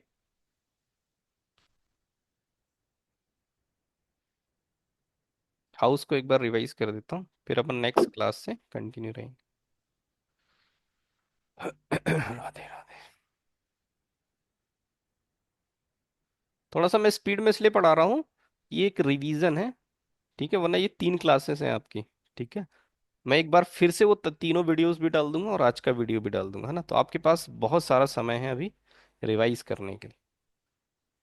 और ये जरूर पढ़िएगा, भला ये आगे का ना पढ़ेगा, क्योंकि ये आपकी आधारशिला, ये न्यू है आपकी। चलिए हाउसेस पे आते हैं। मैंने आपको बताया था what is first house. First house is yourself, आप हैं। कहीं पर भी यदि आपको एक नंबर नजर आ रहा है, आप स्क्रिप्ट देख रहे हैं, सिग्निफिकेशन देख रहे हैं, तो ये जान जाइए कि जातक की इन्वॉल्वमेंट फिक्स हो गई, जातक का फिजिक या उसका खुद का उसमें इन्वॉल्व होना आवश्यक हो गया, जातक की फिजिकल एक्टिविटी उसमें इन्वॉल्व हो गई। व्हाट इज एक नंबर? एक नंबर इज लगना। लगना मतलब व्यक्ति स्वयं। तो आप मान लीजिए शादी का इवेंट देख रहे हैं, वहां पर एक नंबर, जब तक उस व्यक्ति की हामी नहीं आएगी वो व्यक्ति की शादी नहीं होगी। जॉब देख रहे हैं, यदि उस व्यक्ति की बार बार जॉब लग रही है और वो छोड़ रहा है, इसका मतलब वही उसका कारण है। भाग्य का दोष नहीं है, कुंडली का दोष नहीं, उसी का दोष, क्योंकि एक नंबर की इन्वॉल्वमेंट आ गई। तो एक नंबर के हाउस को आप ऐसा याद रखें कि एक नंबर इज योरसेल्फ। वो आपको बताता है, आपकी इन्वॉल्वमेंट को शो करता है, ठीक है, आपके मेंटल कैरेक्टरिस्टिक को, आपकी फिजिकल कैरेक्टरिस्टिक को शो करता है, लॉन्जेविटी को शो करता है, आपकी हेल्थ को बताता है, आपकी पर्सनालिटी डिग्निटी को बताता है, प्रॉस्पेरिटी को बताता है, ठीक है, हेल्थ डिजीजेस के बारे में बताएगा, आपकी लाइफ के बातें बारे में बताएगा। मतलब जो चीजें भी आपसे डायरेक्ट रिलेटेड हैं, वो सारी चीजें फर्स्ट हाउस सिग्निफाई करेगी। और फर्स्ट हाउस का यूनिवर्सल सिग्निफिकेशन आप दिमाग में सेट कर लें, जहां पर भी एक नंबर आ गया मतलब जातक की इन्वॉल्वमेंट डायरेक्ट हो गई उसमें, उस इवेंट के लिए वो व्यक्ति उत्तरदायी हो गया। जब तक कि वो व्यक्ति उसमें इन्वॉल्व नहीं होगा, वो इवेंट कहीं ना कहीं पूरा नहीं होगा। ये बेसिक सिग्निफिकेशन याद रखें, ठीक है। नेक्स्ट, सेकेंड हाउस, मैंने आपको बताया था कि ये आप हैं। प्रत्येक घर के नेक्स्ट वाला जो हाउस होता है वो उसको सस्टेन करता है, बढ़ाता है, पालता है, पोसता है, ठीक है। प्रत्येक घर के पहले वाला घर उसको नेगेट करता है, मतलब उसकी एक्टिविटीज को नेगेट करता है, कम करता है। ये फॉर्मूला केपी का याद रखें। हर अगला हाउस सस्टेनर है और हर पिछला हाउस नेगेटर है। ये बेसिक फॉर्मूला आप याद रखें, ठीक है। तो देखिए, ये आप हैं, तो आपको जीवित रहने के लिए भोजन की आवश्यकता है, इसलिए सेकंड हाउस इज फूड। मैंने चंद्रमा में भी बताया था, चंद्रमा इज फूड। तो सेकंड हाउस इज फूड। आपको जब आपका जन्म होता है तो आपको एक परिवार की आवश्यकता होती है, दैट इज योर फैमिली, कुटुंब। ध्यान रखिएगा, आपका जो करंट परिवार है दैट इज फोर्थ हाउस। लेकिन आप जिस परिवार में पैदा हुए, माता पिता भाई बहन के साथ रहें, परिवार कुटुंब के साथ रहें, दैट इज सेकंड हाउस। आपका परिवार, आपका कुटुंब, ये सेकंड हाउस। अब आपको जीवित रहने के लिए भोजन के साथ साथ आपको धन की भी आवश्यकता है, that is your wealth, that is your finance, जो आपको सस्टेन करेगा ना। केवल भोजन से हम जीवित नहीं रह सकते। तो second house is your wealth also. तो सेकंड हाउस क्या है? धन है। जो भी बैंक बैलेंस है वो सब सेकंड हाउस, ठीक है। It is a sustainer house. Family है, एडिशन इन फैमिली, ध्यान रखिएगा, 2 नंबर को एडिशन इन फैमिली कहते हैं। जहां पर भी 2 नंबर इंगित हो रहा है वहां पर एडिशन इन फैमिली शो होगा। फाइनेंस है, कैश बैलेंस है, आपका बैंक बैलेंस है। हर वो प्रकार का धन है जिसको आप पैसे में कन्वर्ट कर सकते, जैसे आपके जेवरात, ऑर्नामेंट्स, गहने, आप उसको बेचकर उसको पैसे में कन्वर्ट कर सकते हैं, दैट इज सेकंड हाउस। क्योंकि बैंक बैलेंस है ना, पैसा है, ठीक है। तो इसीलिए आपके जितने ऑर्नामेंट्स हैं वो सब सेकंड हाउस में आते हैं। फूड आपको बता दिए, प्रेसियस स्टोन भी मैंने आपको बता दी, इसको आप मनी में कन्वर्ट कर सकते हैं, ज्वेलरी को भी मनी में कन्वर्ट कर, ध्यान रखिएगा ज्वेलरी इज ये जो है ये एक प्रकार का धन है ना। उसी प्रकार से देखिए स्टॉक, शेयर्स, बॉन्ड, सिक्योरिटी ये प्रकार के धन होते हैं, क्योंकि हम इनको पैसे में कन्वर्ट कर सकते हैं बेचकर। ठीक है, तो जिसको भी हम पैसे में कन्वर्ट कर सकते हैं that is all second house. यही exchangeable assets, ability to express, ये आपकी स्पीच है, ये आपकी वाणी का घर है। ध्यान रखिएगा सेकंड हाउस इज योर वाणी, योर स्पीच। राइट आई है, ठीक है, आप सही हैं गलत हैं कैसा बोलते हैं ये आपका सेकंड हाउस बताएगा। क्यों? क्योंकि सेकंड हाउस आपकी वाणी है, तो वाणी प्लस है कि माइनस है ये भी आपको सेकंड हाउस बताएगा। Next very important house, third house. देखिए 2 स्लाइड हैं इसकी, ठीक है, बाकी सब सिंगल स्लाइड। थर्ड हाउस और मरकरी के सिग्निफिकेशन बहुत ज्यादा मैच करते हैं, ध्यान रखिएगा। ठीक है, ये आपका करेज है, साहस है। ठीक है, आपको पैसा मिल गया, आपको खाना मिल गया, लेकिन आपके अंदर साहस भी होना चाहिए ना किसी को काम को करने के लिए। ठीक है, तो third house is your courage, third house is your courage. Communication, ठीक है, ये आपकी वाणी है, आपकी वाणी से ही सारी चीजें आगे बढ़ती हैं। सस्टेनर हाउस है ना, अच्छा बोलेंगे तो अच्छा सस्टेन करेंगे। ठीक है, तो कम्युनिकेशन स्किल इसीलिए यहां से देखी जाती है। कमीशन एजेंट वर्क है, ऑनलाइन वर्क है, करस्पॉन्डेंस वर्क है, इंटरव्यू है, ठीक है, इंटरनेट है, अकाउंटेंसी है, मैथमेटिक्स, कोई भी कागजी काम जो है वो थर्ड हाउस है, ध्यान रखिए।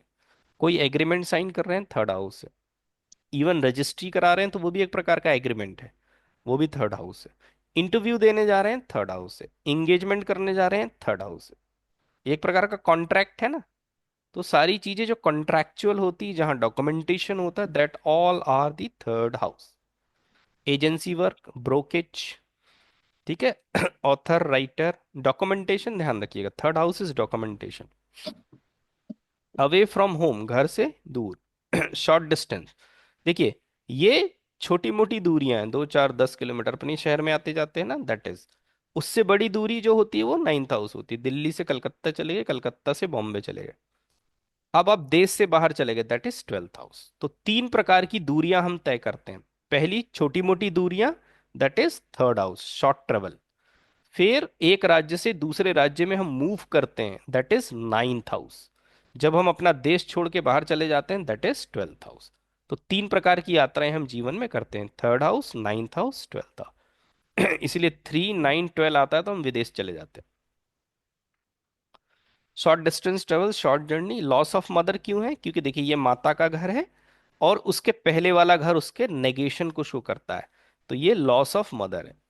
हमेशा हर घर के आगे वाला घर उसको सस्टेन करता है, मतलब बढ़ाने का काम करता है, लेकिन हर घर के पहले वाला घर मतलब ट्वेल्थ हाउस उसको नेगेट करता है, मतलब कम करता है। तो ये माता का घर है, तो ये लॉस ऑफ मदर बन जाता है थर्ड हाउस। ठीक है, पोजीशन को शो करता है, लॉस ऑफ पोजीशन, क्योंकि पोजीशन का घर कौन सा? ये आपका घर है, ये आपकी गाड़ी है, ये आपका बंगला है।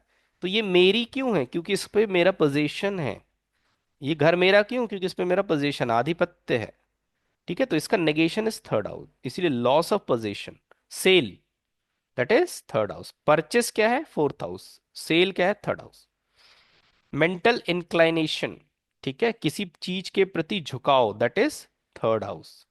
यंगर ब्रदर एंड सिस्टर, छोटे भाई बहन, थर्ड हाउस। बड़े भाई बहन, 11th हाउस। ये ध्यान रखिएगा, छोटे भाई बहन, कजन, थर्ड हाउस, जितने बड़े हैं सब 11th हाउस। हमारा पड़ोसी जो है वो थर्ड हाउस है। मरकरी जो है पड़ोसी का कारक भी है, ध्यान रखिएगा। ठीक है, एब्सकॉन्डिंग पर्सन, ऐसा व्यक्ति जो खो गया, घर छोड़कर चला गया, गुम गया, तो आपको कौन सा हाउस देखना पड़ेगा? थर्ड हाउस देखना पड़ेगा। वीजा एप्लीकेशन, देखिए ये डॉक्यूमेंटेशन है ना, कागजी कार्यवाही, that is third house. Election का ticket, third house. Marriage agreement, agreement मतलब कागजी कार्रवाई, third house. Meeting a person for appointment, किसी व्यक्ति से मेल मुलाकात, थर्ड हाउस। कम्युनिकेशन का घर है ना ये। मेल मुलाकात क्या होती? कम्युनिकेट करने के लिए बुलाते हैं हम किसी से या उससे मिलते हैं, भैया आ जाना बातचीत करनी है। व्हाट इज बातचीत? Communication, communication is third house. Passport, पता है एक डॉक्यूमेंट वर्क है, ग्रीन कार्ड, वीजा, ये सब मालूम है डॉक्यूमेंट रिलेटेड वर्क है, तो सारे थर्ड हाउस। जितने भी डॉक्यूमेंट, इंटरनेट, ये सारी चीजें थर्ड हाउस है। Publishing a book, receipt of a letter, कोई पत्र की प्राप्ति, ठीक है। Signing a contract, paper work आ गया। पर्सनल इंटरव्यू, मैंने आपको बताया था, एंगेजमेंट इंटरव्यू, किसी व्यक्ति से मिलना जुलना, कम्युनिकेशन करना, दैट इज थर्ड हाउस, ठीक है। Script book, third house. अभी कुछ दिए, पब्लिसिटी ऑफिसर, रिपोर्टर, ये सब क्या करते हैं? कम्युनिकेशन करते हैं, ध्यान रखिएगा। रिपोर्टर क्या करता है? खबरों को इधर से उधर करता, कम्युनिकेट कर देता है, इसीलिए थर्ड हाउस है ये। Editor, information officer, journalist, change of residence. Change of residence क्यों कहा गया? मैंने आपको बताया था, ये आपका परिवार और कुटुंब है, लेकिन ये आपका करंट एड्रेस है जहां पर भी आप रहते हैं। तो इसका नेगेशन क्या होगा? थर्ड हाउस होगा। इसीलिए लिखा है, कहाँ गया ये, चेंज ऑफ रेसिडेंस, ठीक है। Appeal in a court, court में अपील करना क्या होता है? डॉक्यूमेंटेशन वर्क होता है ना, कागज में हम अपील लिख के ले जाते हैं, बना बुनू के ले जाते हैं, वकील वो पुटअप करता है, दैट इज डॉक्यूमेंटेशन, तो थर्ड हाउस है। Court case is eighth house, कोई कोर्ट केस हो गया है, दैट इज एर्थ हाउस, ध्यान रखिएगा। लेकिन हम कोई अपील कर रहे हैं, दैट इज थर्ड हाउस। हम पे कोई आरोप लगा, लिटिगेशन लगा, दैट इज सिक्स्थ हाउस। ये तीनों शब्द जो है ना एक दूसरे से जुड़ते हैं, जैसे ट्रेवल है ना, उसी प्रकार से ये है। कोर्ट में अपील करना इज थर्ड हाउस, कोई हम पे लिटिगेशन लग जाना, that is sixth house. Court case हो गया है, वो सुलझेगा नहीं सुलझेगा क्या होगा, दैट इज एर्थ हाउस, ठीक है। र्यूमर, अफवाह, ठीक है। दोस्त कह रहे हैं कि मेरा सिलेक्शन हो गया है एमपीपीएससी में, यूपीएससी में, ठीक है। वो तो रिजल्ट भी बता देगा, लेकिन क्या होता है, हमको भरोसा नहीं रहता ना कि हम पास हो जाएंगे। तो वो पूछेगा कि सर ये जो खबर मिल रही है वो सही है कि गलत है, तो सर क्या करेंगे? थर्ड हाउस को चेक करेंगे। यदि थर्ड हाउस में राहु दिख जाएगा तो वो अफवाह है, गुरु दिख जाएगा तो क्या है? सत्य है। वो जो खबर आपको प्राप्त हुई है, दैट इज ट्रू, वो रीमर जो है वो सही है। जुपिटर आ गया ना, अच्छा व्यक्ति आ गया बताने के लिए आपको, ठीक है। Next, agreement, any kind of documentation, मैंने आपको बताया, they all are the third house. तो पेपर वर्क, कागजी वर्क, इंटरनेट, ट्रेवलिंग, डॉक्यूमेंटेशन, ये सारी चीजें मरकरी से भी रिलेटेड है, थर्ड हाउस से भी रिलेटेड है, तो वेरी इंपॉर्टेंट हाउस, ध्यान रखिएगा। Next, fourth house. Second house your कुटुंब परिवार, fourth house is your current address, जहां पर आप रह रहे हैं, दैट इज फोर्थ हाउस, ध्यान रखेंगे। Fourth house is also mother, माँ है। पोजेशन ऑफ एनीथिंग, अब भी मैंने आपको बताया था, जो भी आपके पास गाड़ी घोड़ा बंगला मोबाइल, जितनी चीजें, कंप्यूटर लैपटॉप, सब आपके आधिपत्य में है, ये सारी चीजें फोर्थ हाउस है, ध्यान रखिएगा, ठीक है। परचेस, किसी चीज को खरीदना, खरीदते हैं, जैसे हम कोई चीज खरीदते हैं उस पे हमारा पोजीशन आ जाता है, इसलिए फोर्थ हाउस है। इसीलिए नेगेशन क्या है इसका? Third house. सेल, सेल को थर्ड हाउस में रखा गया है, क्योंकि आपके आधिपत्य से चली गई ना, कोई दूसरा ले गया उसको, इसलिए थर्ड हाउस जो होता है वो सेल होता है। होम ट्यूशन, ठीक है, restaurant, hotel, home residence, basic education, मैंने आपको बताया था कि कृष्णमूर्ति पद्धति में बेसिक एजुकेशन को फोर्थ हाउस माना गया, बाकी में फिफ्थ हाउस होता है वैदिक में। फोर्थ हाउस में क्यों कहा गया? क्योंकि fourth house is the house of mother, और जब आप पैदा होते हैं और जब तक आप बड़े नहीं होते, सारा ज्ञान शिक्षा देने का काम आपको माँ करती है। तो किसने आपको प्रारंभिक एजुकेशन दिया? प्राइमरी एजुकेशन देने वाली माँ है, इसीलिए fourth house is your primary education. And what is the higher education after graduation? That is your ninth house, पिता का घर है, ध्यान रखिएगा। वैदिक में पिता का घर 10वां होता है, लेकिन यहाँ पर 10th है, बायोलॉजिकल फादर, ये आपके फादर हैं, ध्यान रखिएगा। 10th house is your father, ठीक है। एक व्यक्ति, एक महिला है जिसका तलाक हो गया, उसका एक बच्चा है, उसने एक दूसरी दूसरी शादी कर ली, तो जब वो दूसरी शादी करेगी तो उसके बच्चे के पास जो पिता आएगा, दैट इज 10th हाउस। लेकिन उस महिला का जो पहला पति जो मर गया है, जिससे वो संतान हुई है, वो उसका 9th हाउस है, वो फादर। तो biological father is 9th house, और केवल फादर जिसका बायोलॉजिकल रिलेशन नहीं है, दैट इज 10th हाउस, ध्यान रखिएगा। इसीलिए हायर एजुकेशन को उन्होंने क्या कहा? 9th house.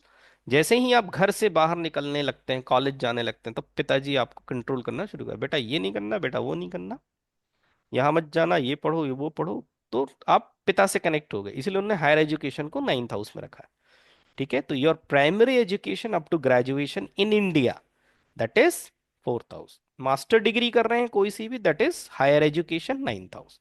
पीएचडी करेंगे आप 12th हाउस, ठीक है। Basic education 4th house, higher education 9th house, PhD करेंगे तो 12th हाउस। जैसे मैंने बताया ना 3, 9, 12, वैसे ही 4, 9, 12 एजुकेशन में। Domestic environment is 4th house, ठीक है। Grave, private affair, secret life, sir मेरा पति किसी प्राइवेट अफेयर में है, सीक्रेट लाइफ में है, ठीक है। तो 4th हाउस यदि सिग्निफाई हो रहा है वहां पे, तो वो एक प्राइवेट लाइफ जी रहा है। प्राइवेट लाइफ मतलब एक और परिवार का वो पालन पोषण कर रहा है। पता चला एक तो परिवार है जिसको समाज जानता है, ठीक है, एक परिवार का और पालन पोषण कर रहा है जिसको कोई नहीं जानता, उसने उसको छुपा के रखा है, that is private life, secret life. Vehicle, real estate, building, मैंने आपको बताया ना जो भी चीजें आपके पोजीशन में है एवरीथिंग इज 4th हाउस, ठीक है। Admission in college, treasury in my building, that is all 4th house, ठीक है। 4th हाउस आपका माँ का घर है, ठीक है।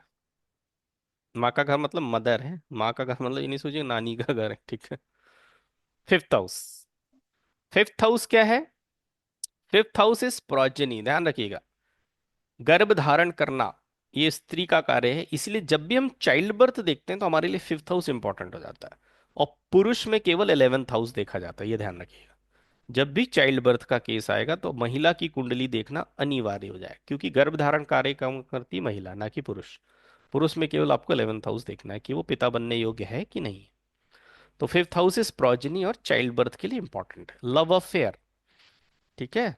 लव अफेयर कहां से देखे जाते हैं? 5th हाउस, ठीक है। क्योर फ्रॉम द डिजीज, छठवां घर जो होता है वो बीमारी का होता है, तो उसका नेगेशन क्या होगा? उसके पहले वाला घर मतलब 5th हाउस होगा, तो बीमारी का नेगेशन क्या होगा? बीमारी से ठीक हो जाना। इसलिए क्योर फ्रॉम द डिजीज, बीमारी से ठीक हो जाना, दैट इज 5th हाउस, ठीक है। और देखिए जो भी एंटरटेनमेंट से रिलेटेड चीजें, आर्टिस्टिक चीजें, एक्टिविटीज है, एंटरटेनमेंट है, मनोरंजन है, ये सब चीजें 5th हाउस में आती हैं, ध्यान रखिए। और प्लैनेट कौन सा है इसका? मर्क्यूरी है। एंटरटेनमेंट वाला, गर्लफ्रेंड बॉयफ्रेंड वाला, लव अफेयर वाला प्लैनेट कौन सा है? तो मर्क्यूरी है। हाउस कौन सा है? तो 5th हाउस। ये ध्यान रखिए क्योंकि ये कहीं ना कहीं कनेक्ट होते हैं। स्पेकुलेशन, लॉटरी, गैम्बलिंग, ऐसे सारे काम जिसमें हमें अचानक धन की प्राप्ति हो जाती है, that is 5th house. Share market भी 5th हाउस है, ठीक है। अचानक से धन लाभ हो जाता है, अचानक से धन हानि हो जाती है। स्पेकुलेशन वाला जो हाउस होता है वो 5th हाउस होता है। लव मैरिज के लिए इंपॉर्टेंट है बिकॉज लव अफेयर का घर है ये। मंत्र सिद्धि का घर माना गया, ठीक है। Game, share market, betting, gambling, they all are 5th house. Festival, मैंने बताया ना किसी भी प्रकार का एंजॉयमेंट उत्सव, that is 5th house. Addition to alcohol, नशे का आदी हो जाना। Adopt a child, adopt a child क्यों देखिए? चाइल्ड बर्थ का है, चाइल्ड बर्थ नहीं हो रहा तो एडॉप्शन देखा जा रहा है। कैसे देखते हैं वो आगे सीखेंगे, ठीक है। गेटिंग अ टेनेंट, किराएदार। कीपिंग अ मिस्ट्रेस, ठीक है। सक्सेसफुल एक्टर, एक्टर क्यों आया? सब एंटरटेनमेंट सेक्टर की चीजें ही है ना। Raped by someone, loss of job, loss of job क्यों कहा गया? क्योंकि 6th हाउस का नेगेशन है 5th हाउस, इसीलिए उसको लॉस ऑफ जॉब कहा जाता है। 6th house. छठा घर जो है रोग, ऋण, रिपु का घर है, बीमारी का घर है। ऋण मतलब लोन का घर है, रिपु मतलब शत्रु का घर है, ठीक है। ये तीन चीजें हमें देता है रोग, ऋण, रिपु। तो 6th house is the house of depth, disease and enemy. नौकरी, जॉब, मैंने आपको बताया ना, जॉब मतलब जहां आप तनख्वाह ले रहे हैं और उसके एवज में काम कर रहे हैं, दैट इज जॉब, ठीक है। डिजीज, मैंने बताया ना, रोग, ऋण, रिपु। Separation from your partner and the life partner, क्यों? क्योंकि 7th हाउस आपका लाइफ पार्टनर होता है, उसके पहले वाला घर जो होगा वो नेगेट करेगा, तो सेपरेट करेगा आपको, सेपरेट फ्रॉम द पार्टनर और लाइफ पार्टनर। ये पार्टनर कौन सा है? Business partner. ये लाइफ पार्टनर कौन है? आपका स्पाउस है। पालतू जानवर, pet animal, 6th house. Daily routine, आपकी डेली एक्टिविटीज जो है वो क्या है? 6th house. यहाँ पे मान लीजिए सैटर्न बैठा है तो आप आलसी हो जाएंगे, है ना। क्यों आलसी हो जाएंगे? सैटर्न सने सने चलता है, हर काम आप धीरे धीरे आराम से करेंगे, तो दुनिया आपको आलसी कहेगी, है ना। डाइटरी हैबिट्स, आपको कैसा खाना पसंद है? अच्छी चीजें खाते हैं, खराब चीजें खाते हैं, ये आपकी सिक्स हाउस बताए। मान लीजिए यहाँ जुपिटर बैठा है यहाँ 12th में, तो सातवीं दृष्टि कहाँ आएगी? यहाँ। तो आपको सात्विक खाना ज्यादा पसंद आए। ठीक है, तो आपकी डाइटरी हैबिट्स को बताने का काम कौन करता है? Six house. सर्विस, किसी भी प्रकार की सेवा, that is six house. Employees, subordinate, सब सिक्स हाउस, ये सब नौकरी से जुड़े हुए हैं। सर्वेंट, नौकर, ये भी सिक्स हाउस है। डेप्थ, बोरोइंग, क्या मांग रहे हैं, क्या कर रहे हैं, क्या उधार ले रखा है। लिटिगेशन आपको बताया था। Sanitation, success in competition exam, किसी प्रकार के कंपटीशन में सक्सेस मिलेगी नहीं मिलेगी, that is six house. Obstacle, क्योंकि त्रिक घर है ना, ये 6 8 12 त्रिक हाउसेस कहा गए, इसीलिए इनको ऑब्स्टिकल कहा गया। देखिए 6 8 12 दैट इज त्रिक हाउस। सबसे danger 8th and 12th KP में। ठीक है। ओवरड्राफ्ट फैसिलिटी सब बैंक से रिलेटेड है। क्लियरनेस ऑफ लोन, लोन चुकेगा नहीं चुकेगा, कब चुकेगा, तो आपको सिक्स हाउस देखना पड़ेगा। मैंने जो पैसा दिया वो वापस मिलेगा नहीं मिलेगा, रिकवरी ऑफ मनी। ठीक है, सिक्स हाउस। कंपटीशन एग्जाम हो गया। Winning election, election is also a competition, तो सिक्स हाउस। लिटिगेशन आपको बताया था। स्पोर्ट्स, कंपटीशन, ये सारी चीजें सिक्स हाउस कवर करता है। चलिए, सातवां घर जो है आपका ओपोनेंट है। आपके सामने जो भी व्यक्ति बैठा है वो आपका सेवेंथ हाउस है। आपका लाइफ पार्टनर सेवेंथ हाउस है। मारका ग्रह क्या है? सेवेंथ हाउस है। सेकंड हाउस क्या है? मारक है। सेवेंथ हाउस भी मारक है। केपी में मारक मारता नहीं है, बाधक आपको मार देगा। यहाँ पर मारका एंड बाधका कॉन्सेप्ट चलता है कृष्णमूर्ति पद्धति में। ठीक है, यदि आपकी महादशा में बाधका एक्टिव है तो आपकी बीमारी से आपकी हानि हो सकती है। लेकिन यदि मारका एक्टिव है तो आप केवल बीमार रहेंगे, आपके जीवन पे कष्ट नहीं आएगा। मारका बाधका क्या होते हैं और हम आगे की क्लासेस में पढ़ेंगे। ठीक है। Life partner, business partner, they all are the seventh house. Business partner हो गया। ओपोनेंट, हमेशा ध्यान रखें आपका ओपोनेंट। अब मान लीजिए आपसे किसी ने प्रश्न किया कि मैं इंटरव्यू देने जा रहा हूँ, तो मुझे ऐसा पता चला वो सामने वाला बहुत खड़ूस है। ठीक है सर, ये थोड़ा देख के बताइए ना। तो आपको उसका अपोनेंट चेक करना है। तो जब उसकी प्रश्न कुंडली बनाएंगे तो वो ये हो जाएगा, और वो अपने सामने वाले व्यक्ति को जानना चाह रहा है, तो दैट इज सेवेंथ हाउस। तो किसी भी व्यक्ति के सामने वाला व्यक्ति अपोनेंट जो होता है वो सेवेंथ हाउस होता है। ओपन एनिमी, ठीक है। रिकवरी ऑफ लॉस्ट प्रॉपर्टी, जो चीज आपकी हो गई है उसका पता लगाने के लिए सेवेंथ हाउस देखेंगे। डिस्क्राइब द थीफ, चोर के बारे में बताता है सेवेंथ हाउस। पब्लिक मीटिंग, मेल मुलाकात। मैरिज, शादी का घर है, ये बहुत इंपॉर्टेंट है। शादी का घर है 2 7 11। ठीक है। पति से वाद विवाद, ये सारी चीजें बताएगा। पार्टनरशिप ब्रेक होगी नहीं होगी, सब सेवेंथ हाउस बताएगा। ठीक है। डेथ ऑफ पार्टनर क्यों बता रहा है? मारक घर है। ठीक है। मैरिज, देखिए मैरिज टू अ विडो, किसी विधवा से पुनर्विवाह करना, दैट इज सेवेंथ हाउस। ठीक है। Second marriage while still married to first spouse, मतलब आप पहले व्यक्ति से शादीशुदा हैं लेकिन दूसरी शादी कर रहे हैं, तो भी सेवेंथ हाउस एक्टिव होगा। ठीक है, सब क्लियर है, तब आप शादी कर रहे हैं तो दैट इज नाइन्थ हाउस। ठीक है, मतलब आपका स्पाउस भी नहीं है, या है तो आप लीगली उससे अलग हो चुके हैं, मतलब फिर से बैचलर बन गए। ठीक है, लीगली, और दूसरा विवाह करने जा रहे हैं, तो that is seven ninth house. ध्यान सर रखिए। सॉरी फॉर इंटरप्टिंग, यही थोड़ा एक बार मैं समझ में नहीं पा रहा हूँ सर। मैरिज, सेकंड मैरिज को सेवेंथ और नाइन्थ को कैसे रिलेट करेंगे सर? वही मैं बता रहा हूँ, मान लीजिए कोई आप लाइफ पार्टनर आपका जीवित है। ठीक है, आपका उससे वाद विवाद था, आपने उसको छोड़ा भी नहीं, साथ भी नहीं रहते, और दूसरी शादी करने जा रहे हैं, तो दैट इज सेवेंथ हाउस। अब आपका स्पाउस तो जिंदा है ना, आप अलग नहीं हुए उससे, ये लिखा ना second marriage while still married to a first spouse, उससे भी आप शादीशुदा हैं लेकिन वो छोड़कर चला गया आपको। अब अच्छा। आपको यही नहीं पता कि वो पृथ्वी के किस हिस्से में है ना। जैसे सरकारी लैंग्वेज में परित्यक्ता कहते हैं, कोई पुरुष यदि किसी महिला को छोड़कर चला जाता है और उसका हम्म, कोई अता पता नहीं होता, तो उस महिला को परित्यक्ता कहा जाता है। तो ऐसी स्थिति अच्छा। में मालूम भी नहीं वो जीवित है मृत है क्या है स्पाउस के बारे में, है ना। अब वो मान लीजिए उसकी पुनर्विवाह कर रहे हैं, तो हम किस हाउस से देखेंगे? सेवेंथ हाउस से देखेंगे। ठीक है। लेकिन कोई महिला थी, उसके पति का देहांत हो गया, तो ये क्या हो गई? विडो हो गई। तो मैरिज टू अ हाँ। विडो, ये भी हम कहाँ से देखेंगे? सेवेंथ से। सर। अब मान लीजिए कोई महिला है, किसी पुरुष को उसने तलाक दे दिया, लीगली उससे अलग हो गई, हाँ। है ना, लीगली सेपरेशन हो गया है, अब वो दूसरी शादी करना चाह रही है, तो अब नाइन्थ हाँ। हाउस देखेंगे। Okay. Next, eighth house. Eighth house का यूनिवर्सल सिग्निफिकेशन याद रखें। Eighth house is obstacle. तो म्यूट कर लीजिए रतनदीप जी। एर्थ हाउस का यूनिवर्सल सिग्निफिकेशन याद रखें, ऑब्स्टिकल। ट्वेल्थ हाउस का यूनिवर्सल सिग्निफिकेशन याद रखें, ऑब्स्टिकल। 8 नंबर किसी भी स्क्रिप्ट में आ रहा है तो वो कुछ भी चीज सिग्निफाई करता हो, लेकिन एक चीज वो बता रहा है कि इस पूरे काम में प्रॉब्लम आएगी। इसी प्रकार से किसी भी स्क्रिप्ट में 12 नंबर आ रहा है, वो कुछ भी सिग्निफाई करे, लेकिन वो ये शो कर रहा है कि कुछ तो प्रॉब्लम आएगी। यदि 8 और 12 दोनों एक साथ आ रहे हैं किसी स्क्रिप्ट में, मान लीजिए 2 8 12 आ गया, तो 8 और 12 और 2 जो भी सिग्निफाई करें, लेकिन ये बता रहे हैं कि 8 और 12 जब एक साथ आ जाते हैं तो दे आर डिजास्टर। ठीक है, तो 8 एंड 12 का यूनिवर्सल सिग्निफिकेशन ऐसे याद रखें, ईदर एंड और। यदि 8 आए या 12 आए तो ऑब्स्टिकल है, अड़चने हैं, प्रॉब्लम है। लेकिन 8 और 12 साथ में आ रहे हैं तो भैया डिजास्टर। जैसे मैरिज की स्क्रिप्ट देख रहे हैं और वहां पर आपने देखा 8 नंबर आ गया, तो पति पत्नी में लड़ाई झगड़े होंगे, वाद विवाद होंगे, ये निश्चित है। लेकिन 8 के साथ 12 भी आ गए, तो हो सकता है कि वो वाद विवाद बहुत ऊपर तक चला जाए, तलाक तक पहुंचा दे, सेपरेशन करा दे, वो एक दूसरे का मुंह देखना पसंद ना करें। ठीक है, एक दूसरे को छोड़कर कहीं चले जाएं, तो वो जो छोटी सी प्रॉब्लम थी वो डिजास्ट्रस बन जाएगी।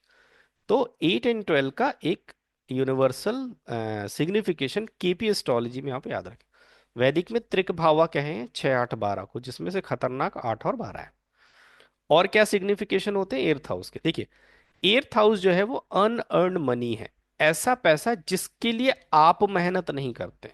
जैसे किराए का धन, आपने कोई मेहनत नहीं किया, एक घर था किराए पे दे दिया, आपको पैसा मिल रहा है, दैट इज अनअर्न्ड मनी। आपने शादी करी पत्नी के साथ, गाड़ी ये वो दंदफन सब मिल गया, तो आपने उसके लिए कोई फिजिकल मेहनत नहीं करी, तो dowry is also unearned money. आपको आपके पिताजी कुछ देकर चले गए, एंसेस्ट्रल प्रॉपर्टी, दादाजी कुछ देकर चले गए, दैट इज अनअर्न्ड मनी। तो वो सारा पैसा जिसको हमने कमाया नहीं है, दैट इज एर्थ हाउस। आप मर गए, आपके इंश्योरेंस का पैसा आपके परिवार को मिल गया, तो इंश्योरेंस का मनी का पैसा आपको कमाना नहीं पड़ता है, that is unearned money, that is eighth house. ठीक है, eighth house is occult. Occult से भी जोड़ा जाता है किस हाउस को, एर्थ हाउस को। ठीक है, गहराई बताता है किसी चीज की। ठीक है, ट्रांसफॉर्मेशन का हाउस है, ध्यान रखिए। यदि किसी व्यक्ति की 8वें घर की महादशा चल रही है, या ऐसे प्लेनेट की महादशा चल रही जो 8 नंबर को स्ट्रांगली सिग्निफाई कर रहा है, तो उसके जीवन में ट्रांसफॉर्मेशन आने के chances. What is transformation? Transformation उसको हम कहेंगे एक ऐसे प्रकार का बदलाव जो हम उस व्यक्ति से अपेक्षा नहीं करते। जैसे कोई व्यक्ति एक अगरबत्ती भी नहीं लगाता है और वो 2 घंटे पूजा करने लगे, दैट इज ट्रांसफॉर्मेशन। एक व्यक्ति 2 घंटे पूजा करता था, अचानक से मांस मच्छी खाने लगा, पूजा पाठ छोड़ दिया, दैट इज ट्रांसफॉर्मेशन। ठीक है, एक बच्चा था जो पढ़ता ही नहीं था और वो अचानक से मेरिट आ गया, टॉपर आ गया, नीट निकाल ली, जेई निकाल ली, सब निकाल, दैट इज ट्रांसफॉर्मेशन। एक ऐसा बदलाव जो हम अपेक्षा नहीं करते उसको हम ट्रांसफॉर्मेशन कहते हैं। तो ट्रांसफॉर्मेशन का हाउस जो है वो एर्थ हाउस है। ठीक है, जैसे अभी आप हम हैं, आप हैं, हमारी उम्र पढ़ने लिखने की नहीं है, लेकिन हमारे में एक ट्रांसफॉर्मेशन आया कि हम खुद पढ़ने लगे, खुद लिखने लगे। ठीक है, पढ़ाई में चलेगा। प्रोविडेंट फंड, मैंने बताया ना, प्रोविडेंट फंड अनअर्न्ड मनी है, तो वे यहाँ पे आएगी। ग्रेचुइटी, इंश्योरेंस, एंसेस्ट्रल प्रॉपर्टी, ये सब अनअर्न्ड मनी होती है ना, इसके लिए हमने अलग से कोई एफर्ट, ये काम नहीं किया रहता है ना, that is eighth house. Longevity, मैंने बताया ना, शनि यदि 8वें घर में बैठ जाए तो आपकी आयु को बढ़ा देता है, क्योंकि कॉज ऑफ डेथ का घर है वो, आयु का घर है वो, तो that is eighth house. Loss of reputation, ठीक है, मेडिकल चेकअप, मान लीजिए चाइल्ड बर्थ पढ़ रहे हैं, वहां 8 नंबर आ गए, तो आपको कहना है कि आप अपना मेडिकल चेकअप कराइए, आईवीएफ कराइए, तब आपको बच्चा होगा, क्योंकि 8 नंबर आ गया ना।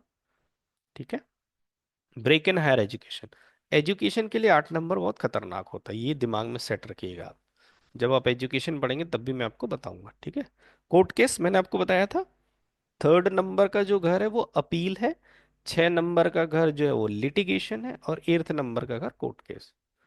ठीक है, कोर्ट में रजिस्ट्रेशन कराना is also eighth house. Span of life, आपकी आयु कितनी है, दैट इज एट्थ हाउस। इसीलिए वहां शनि बैठा तो आयु बढ़ा दिया, शनै शनै।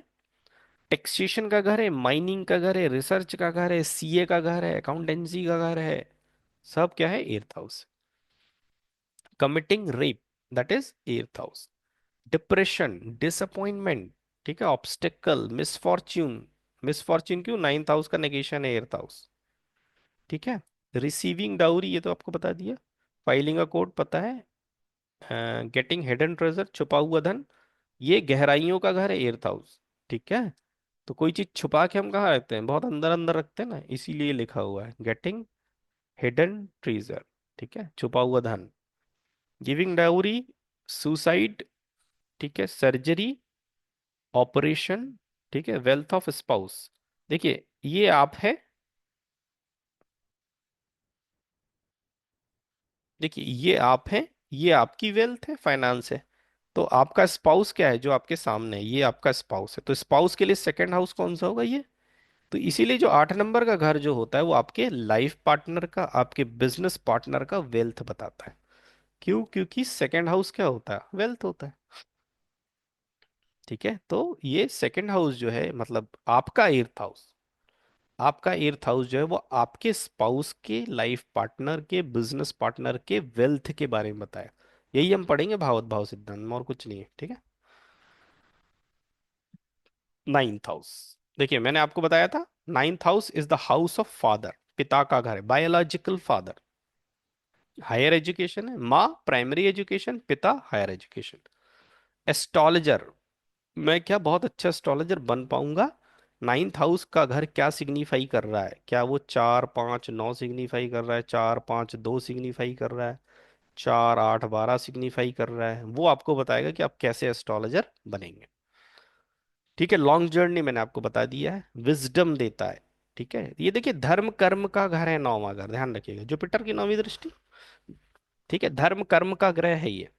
Wisdom, divine worship, religious activity, philosophical, Jupiter जो होता है एक फिलोसफिकल प्लैनेट होता है। ऑर्थोडॉक्सी, राहु अनऑर्थोडॉक्सी है, क्यों, क्योंकि नियम कानून के विरुद्ध चलता है वो। तो ऑर्थोडॉक्सी का हाउस जो है नाइन्थ हाउस। टेम्पल, गुरु, टीचर, टीचिंग में बताया ना, धर्म कर्म, ये सारी चीजें कहाँ पे आती हैं, नाइन्थ हाउस में आती। चेंज इन जॉब, देखिए 10 नंबर जो है वो आपका स्टेटस है, जब आपके स्टेटस में नेगेशन आएगा, कब आएगा, जब आप जॉब को बदलेंगे, ठीक है। तो चेंज इन जॉब को नाइन्थ हाउस कहा जाता है, ये मैं अलग से बताऊंगा जब आप जॉब पढ़ेंगे। देखिए सेकंड मैरिज आफ्टर डाइवोर्स में बताया ना, किसी व्यक्ति से अब लीगली अलग हो गए, मतलब फिर से बैचलर हो गए, अब फिर से शादी करने जा रहे हैं, that is ninth house. Scientist, success in research, success in spiritual and yoga discipline, ये सारी चीजें नाइन्थ हाउस देता है, ठीक है। Publishing and publishing technical books, research, ये सारी चीजें कौन सा देता है, नाइन्थ हाउस। चलिए 10वें घर पे आते हैं। 10वां घर आपका कर्मा है, प्रोफेशन है, ध्यान रखिएगा। 10th house is your profession, कर्म।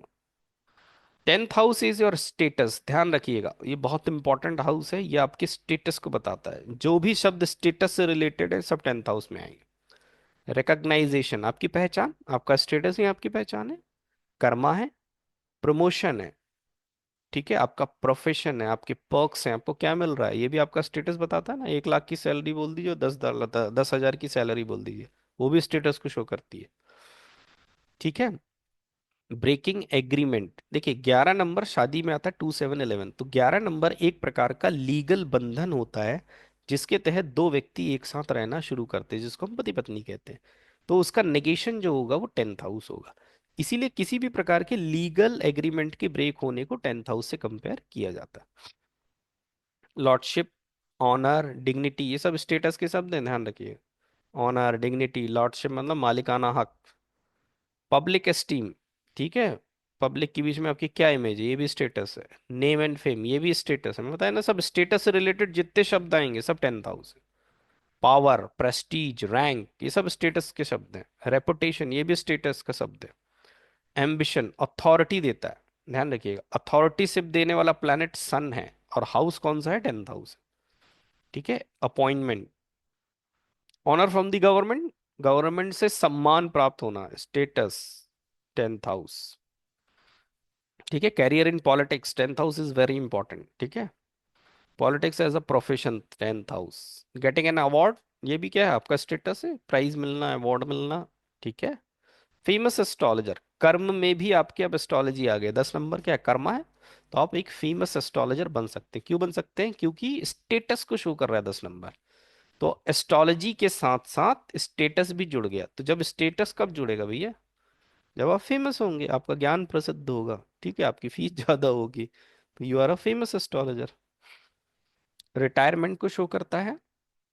स्टेप फादर, मैंने बताया ना, जो बायोलॉजिकल फादर नहीं है वो 10th हाउस है। टेम्परेरी सस्पेंशन इन सर्विसेज, वीआरएस को बताता है। ठीक है, ये सारी चीजें आपके 10th हाउस से रिलेटेड है। नेन 11th हाउस, 11th हाउस का यूनिवर्सल सिग्निफिकेशन है डिजायर फुलफिलमेंट। ठीक है, ये अधिकांश इवेंट में सिग्निफाई होता है, 2 7 11। ठीक है, 2 5 11, 2 6 11। तो 11 एक प्रकार से डिजायर फुलफिलमेंट को शो करता है। ये आपका सोशल सर्कल है, ये आपके बड़े भाई बहन है, ये आपकी सोशल नेटवर्किंग है, ये आपकी डिजायर फुलफिलमेंट है, ध्यान रखिएगा। ठीक है, एक प्रकार का लीगल एग्रीमेंट है, तभी तो नेगेशन होता है 10th हाउस। ठीक है,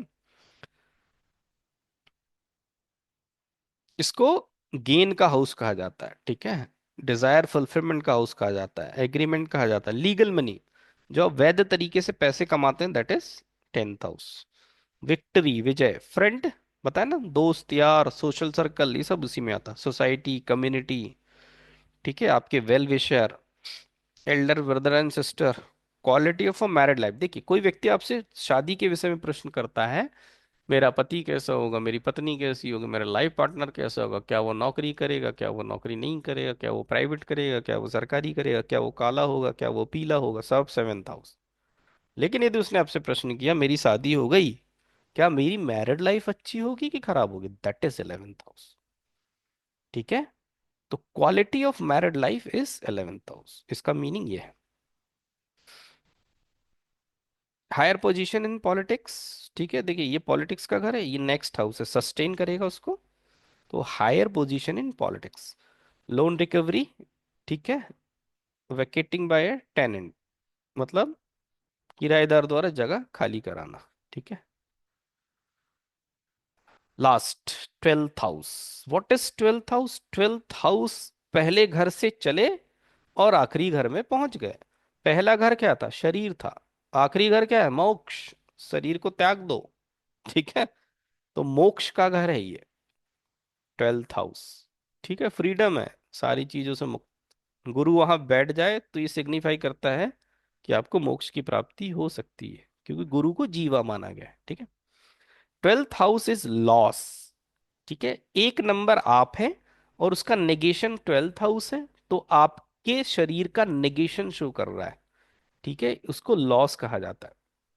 ठीक है, हिडन एक्टिविटीज, कोई भी ऐसी चीज जिसको हमने देखा नहीं है, जिसको हमने जाना नहीं है, जिसको हमने जिया नहीं है, वो सारी चीजें 12th हाउस होती है। जैसे हम जेल की लाइफ के बारे में नहीं जानते, हमने देखा ही नहीं, रहा नहीं। हॉस्पिटल में हम आज तक गए नहीं, वहां की लाइफ को हमने देखा नहीं, जाना नहीं। विदेशी कल्चर क्या है, विदेश में लोग कैसे रहते हैं, हमने देखा नहीं, जाना नहीं। तो 12th house is foreign, 12th house is jail, 12th house is hospital. हमें साउथ में नहीं पता क्या कल्चर है, इधर हम नॉर्थ में रहते हैं, तो साउथ, नॉर्थ वालों के लिए क्या है? 12th house. नॉर्थ वालों के लिए साउथ, जैसे 12th है वैसे साउथ वालों के लिए नॉर्थ क्या है? 12th house. मतलब डिफरेंट एनवायरनमेंट, ऐसा एनवायरनमेंट जिसके बारे में हम परिचित ना हो, वो सारी चीजें 12th हाउस में आती हैं, ये ध्यान रखिएगा। ठीक है, पीएचडी मैंने आपको बताया था, चौथे घर से चलेंगे, 9वें घर में पहुंचेंगे और 12वें घर में सब खत्म, पीएचडी हो गई, अब क्या पढ़ोगे? ठीक है, परचेस इसलिए जोड़ा गया, परचेस इज 4th हाउस। ठीक है, परचेस का मतलब होता है एक प्रकार का इन्वेस्टमेंट, तो 12th हाउस आपके इन्वेस्टमेंट का हाउस भी होता है। कंफर्ट ऑफ बेड, ध्यान रखिएगा, कंफर्ट ऑफ बेड, आपके जीवन आपकी मैरिड लाइफ किस पे डिपेंड करती है? 12th हाउस पे डिपेंड करती है। 12th हाउस में मंगल बैठा है, आपकी सेक्सुअल लाइफ, बेड प्लेजर को खराब कर देगा, मतलब मैरिड लाइफ को खराब कर देगा। ठीक है। तो 12th house is also very important for the married life. ठीक है, ये तो बता दिए। अनएक्सपेक्टेड अननोन डिमांड्स है ना, जिसके बारे में हम जानते ही नहीं है। प्रेशर फॉर मनी, ठीक है, प्रेशर मनी के लिए दबाव, that is 12th house. Blackmailing, discharge from the hospital, hospital से रिलेटेड हाउस है। फॉरेन सेटलमेंट, विदेश में रहना चाहते हैं हम, ठीक है, सारी चीजों से मुक्ति, दैट इज 12th हाउस। ठीक है, गेन इन इन्वेस्टमेंट, क्योंकि इन्वेस्टमेंट का घर कौन सा है, 12th हाउस। ठीक है, क्या होता है, 12th हाउस जो होता है वो खर्च होता है ना। तो जब हम किसी में इन्वेस्ट करते हैं तो अपने पैसे को खर्च करते हैं ना, लेकिन वो पैसा खर्च नहीं हो, जैसे हम मान लीजिए मोबाइल खरीद लें एप्पल का, तो हमारे 1 लाख रुपए खर्च हो जाएंगे। लेकिन यदि हम म्यूचुअल फंड से ले लेते हैं, ठीक है, पैसे को इन्वेस्ट कर दे, तो वो 1 लाख 2 3 साल 5 साल बाद 1.5 लाख हो जाएंगे। तो हमारा पैसा खर्च नहीं हुआ, बढ़ गया, इन्वेस्टमेंट कर लिया लेकिन उसके लिए हमको खर्च करना पड़ा, मतलब 12th हाउस को यूज करना पड़ा। तो इन्वेस्टमेंट को कहाँ रखा गया है, 12th हाउस में लगा। लेकिन पॉलिसी, पॉलिसी में ऐसा नहीं है, पॉलिसी के लिए मरना पड़ेगा भाई। ठीक है, अनअर्न्ड मनी की कैटेगरी में डाला गया है और उसको 8th हाउस में रखा गया है। ये वही रूल है मैंने आपको जो बताया था, प्रत्येक घर के आगे वाला घर सस्टेनर है, पीछे वाला उसका नेगेशन है। ठीक है, ये मैंने इन शॉर्ट आपको पूरा रिवाइज करा दिया। 2 घंटे की क्लास में आपको एक प्रकार का रिवीजन मिल गया। ये मेरे हिसाब से बहुत लंबी डोज हो गई ये, ठीक है, फिर भी काम आएगी चलिए। बहुत बढ़िया सर, बहुत थोड़ा बढ़िया। सा नए लोगों को लग रहा हो बस बहुत तेजी से चल रहा है, लेकिन नहीं जो, नहीं, beautifully explained sir, such a lovely sir teaching sir, thank you sir. चलिए चलिए। सर वो प्रोविडेंट फंड और ये सब जो देखते हैं एट्थ हाँ हाउस से, तो हाँ हाँ पेंशन क्या एट्थ हाउस से देख सकते हैं, हाँ, पेंशन बिल्कुल देख सकते हैं।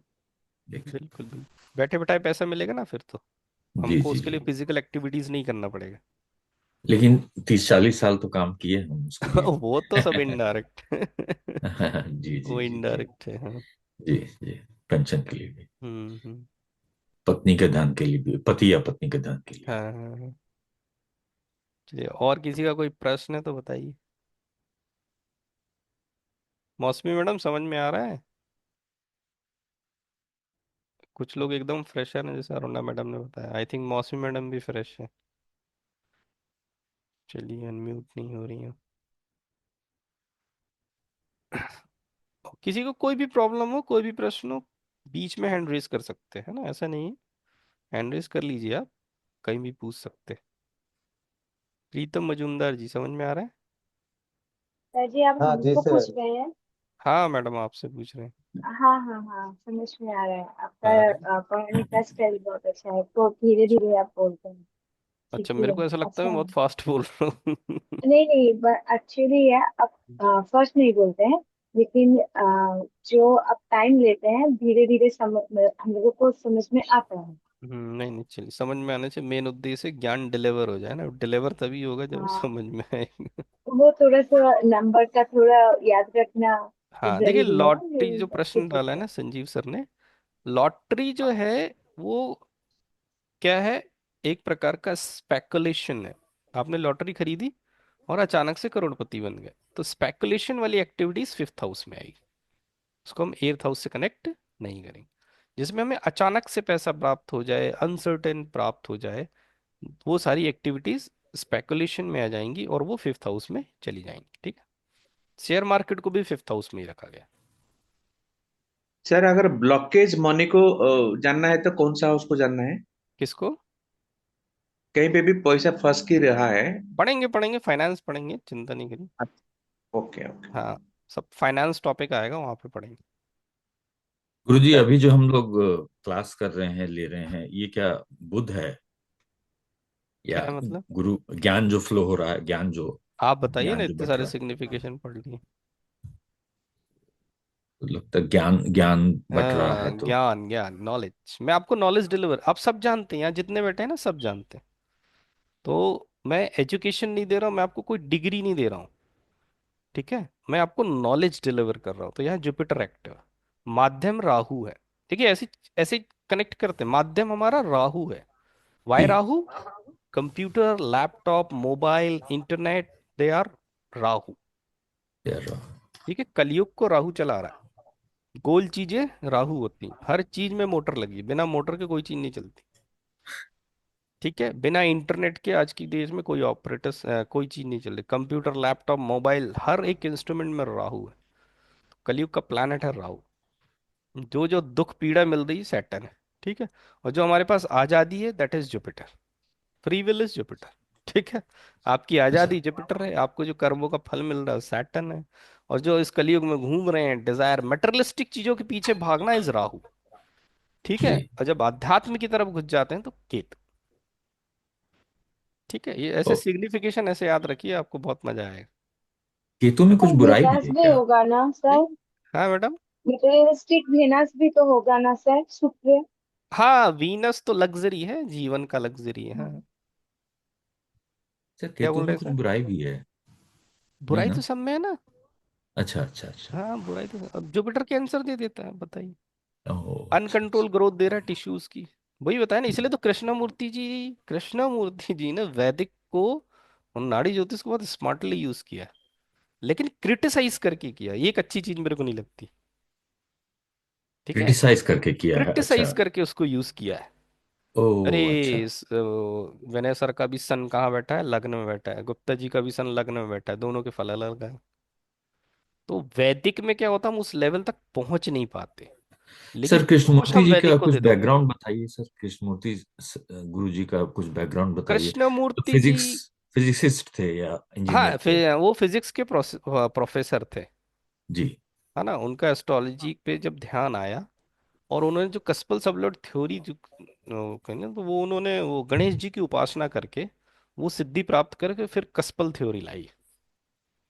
तो ठीक है, ऐसा उन सुनते हैं कि उन्होंने उच्छिष्ट गणपति की हाँ, साधना की। उच्चिष्ट गणपति जी की साधना करी थी उन्होंने। उच्छिष्ट का मतलब खोजा तो होता है कि लेफ्ट ओवर्स, जूठा जूठा या लेफ्ट ओवर्स को बोलते हैं अब पता उच्छिष्ट। है नहीं है, मेरे को ज्यादा नॉलेज नहीं है इस चीज का। लेकिन ये तो पता है कि उच्चिष्ट गणपति जी की उन्होंने आराधना करी थी। उसके फलस्वरूप उनके बाद उन्होंने कस्पल सबलॉट थ्योरी लाई थी। और हर एक प्रिडिक्शन कस्पल सबलॉट से ही शुरू होती है, केपी में। तो हम हर लोग इवेंट धीरे का धीरे ये जानेंगे सर कि सब जानेंगे कि क्या कस्पल कस्प होता है, क्या क्या जरूरी है, और हाँ, सब कस्प सब सब सब पढ़ेंगे। लॉर्ड ही क्यों जरूरी है, और सब लॉर्ड क्यों पढ़ेंगे। नहीं जरूरी है। हाँ, सब पढ़ेंगे हम। ठीक है, सारी चीजें पढ़ेंगे। बेसिक यही तो है, क्योंकि जिसकी जरूरत नहीं है ना, इन सब चीजों की जरूरत नहीं होती प्रेडिक्शन के टाइम। प्रेडिक्शन के टाइम तो फिर जैसे हम आज सीख गए ना, बुखार हो गया तो पैरासीटामोल खोल लें, खा लें। पहले कहाँ जी पता था हमको, तो दवाई जी। बोलते थे, कॉमन वर्ड। है ना, लेकिन आज हमारे पास ज्ञान आ गया तो हम पैरासीटामोल बोलने लगे। तो वैसे ही है, बेसिक चीजें हैं। आप हर एक टर्मिनोलॉजी को डिकोड करेंगे। What is star Lord, what is सब लॉर्ड, ये सब लॉर्ड क्यों बना, ये स्टार लॉर्ड क्यों बना, हर एक चीज को। ये नंबर सिग्निफाई हो रहे हैं, ये नंबर 1 2 3 क्यों नहीं लिखे हैं, 2 7 11 क्यों लिखा है, आगे पीछे क्यों नहीं लिखा है, सारी चीजें मैं डिकोड करूंगा। ठीक है, क्योंकि ये जानना जरूरी ज्योतिष आपने बताया कि सर केतु से होता है या नाइन्थ हाउस से होता है या दोनों से होता है? है। हाँ, अकल्ट ज्योतिष। साइंस के लिए उत्तरदायी है। बाकी तो एस्ट्रोलॉजर बनने के लिए आपको मून भी चाहिए, आपको जुपिटर भी चाहिए, मरकरी भी चाहिए। लेकिन जो ज्ञान की गहराई देता है वो केतु देता है। इसीलिए अच्छा। गहराई है, इसलिए एर्थ हाउस से जोड़ा गया। खदानों को इसीलिए एर्थ हाउस में रखा गया है। ठीक है, रिसर्च के काम को भी एर्थ हाउस में रखा जाता है। जैसे मान लीजिए आपका 9th हाउस 8 नंबर घर को सिग्निफाई कर रहा है, तो 9th हाउस एस्ट्रोलॉजर के बारे में बताता है। तो ये बता रहा है कि इस एस्ट्रोलॉजर को रिसर्च वर्क में ज्यादा काम करना चाहिए। सर नाइन्थ हाउस को जान के हमको पता लग सकता है कि ये व्यक्ति एस्ट्रोलॉजर बन सकता है कि नहीं? हाँ हाँ, कैसा बन सकता है, अच्छा। किस चीज में, किस फील्ड में जाना चाहिए, इसको रेमेडी फील्ड में जाना चाहिए, इसको पढ़ाने में जाना चाहिए, इसको प्रिडिक्शन में जाना चाहिए, या इसको रिसर्च करना चाहिए, ये सारी चीजें 9th हाउस बताता है। पढ़ेंगे अभी आगे चल के। ठीक है, चलिए, सभी को धन्यवाद। जय सर श्री राम। हाँ, बताइए। सर एक प्रश्न है कि ये जो जैसे कि आपने जो पढ़ा रहा है अभी जो ऑनलाइन के थ्रू, हम्म। इसमें क्या थर्ड हाउस का भी एक्टिवेट है? हाँ मतलब हाँ, थर्ड हाउस है, कम्युनिकेशन के। Very good. हाँ हाँ, कम्युनिकेशन हो रहा है ना, इंटरनेट इज जी जी ऑल्सो जी। थर्ड हाउस, हाँ हाँ। Communication is also third house. हाँ जी सर। हाँ। ठीक है। जी, मजुमदार जी पकड़ रहे हैं चीजों को। ठीक है। जी सर, मुझे आपका कोरिलेट पिछला ऐसे कुछ ही किया जाता वीडियो है, तो देखा था। सिग्निफिकेशन जी ऐसे ही सर। याद होते हैं। ठीक है। हाँ। अच्छा, मैं आपको दिख रहा हूँ, वो कौन सा प्लेनेट, कौन बताएगा? कोई बताना चाहेगा? मैं आपको दिख रहा हूँ, ये कौन सा प्लेनेट है? क्या राहु होगा क्या? शुक्र, बताएं। शुक्र, चलिए, एक शुक्र। राहु एक शुक्र, और कोई बताना चाहेगा? विजन मुझे तो शुक्र से ही आएगा। मुझे मॉर्क्यूरी लग रहा है। मजुमदार जी, आप ही बताएं। जुपिटर होगा। सन। सन। ओबराय सर बताएंगे। Rahu, very good. आप मुझे नहीं देख रहे, मेरी छाया देख रहे हैं, ओ। मेरा शेडो देख रहे हैं। तो व्हाट सर इज मैंने भी छाया, राहु बोला व्हाट आपको। Is shadow? राहु। आपको भ्रम है कि आप मुझे देख रहे हैं। That is Rahu. लेंस के द्वारा हम देख रहे हैं ना। मैं बताया ना, आपने पढ़ा डीएनए है को भी पकड़ना वही। है। प्लैनेट के, हाँ। मैंने आपको प्लैनेट के सिग्निफिकेशन नहीं पढ़ाया, मैंने प्लैनेट का नेचर पढ़ाया। किसी व्यक्ति को नेचर को पढ़ लो ना, तो उसके साथ कैसा जीवन जीना है, या उससे कितना अलर्ट रहना है, या उसको कितना फ्री रखना है, सारी चीजों से हम वाकिफ हो जाते हैं। ठीक है, तो और आपको अगर लग रहा है कि प्रत्यक्ष, आप मुझे साक्षात देख रहे हैं, प्रत्यक्ष देख रहे हैं, नहीं, आप मेरी छाया देख रहे हैं, मेरे इमेज को देख रहे हैं आप, जो कि वीडियो रिकॉर्ड करके दिखा रहा है। तो दैट इज राहु। अप्रत्यक्ष देखें तो सर, प्रत्यक्ष देखेंगे तो क्या होगा भाई? आप तो जुपिटर देख रहे हैं, जीवा को देख रहे हैं। ठीक है। बॉडी को देख रहे हैं। हाँ, प्रत्यक्ष देख रहे हैं, बॉडी देख रहे हैं। तो कुछ कुछ सिग्निफिकेशन है, वो हमको थोड़ा सा लॉजिकली भी याद रखना पड़ता है। तो ठीक है। सिनेमा देख रहे हैं तो सिनेमा भी सिनेमा राहु ही छाया देख है, रहे हैं। लेकिन किस एटमॉस्फेयर में? वीनस के एटमॉस्फेयर में हम सिनेमा जो देख रहे हैं वो छाया देख रहे हैं, वो पीछे से लाइट आ रही है, इमेजेस बन रही है, हम देख रहे हैं, दैट इज राहु। लेकिन किस एनवायरनमेंट में बैठ के देख रहे हैं? वीनस के एनवायरनमेंट में देख रहे हैं। ठीक है। जी, जी। एंटरटेनमेंट है, तो मरकरी एक्टिव है आपका। ठीक है, लुत्फ उठा रहे हैं, दैट इज मरकरी। ओह, ठीक है, तो अच्छा। वो बेसिक नेचर से आप कंपेयर करेंगे, आपको हर चीज का रीजन मिल जाए। चलिए, ठीक है, 10:30 हो गए, अब क्लास।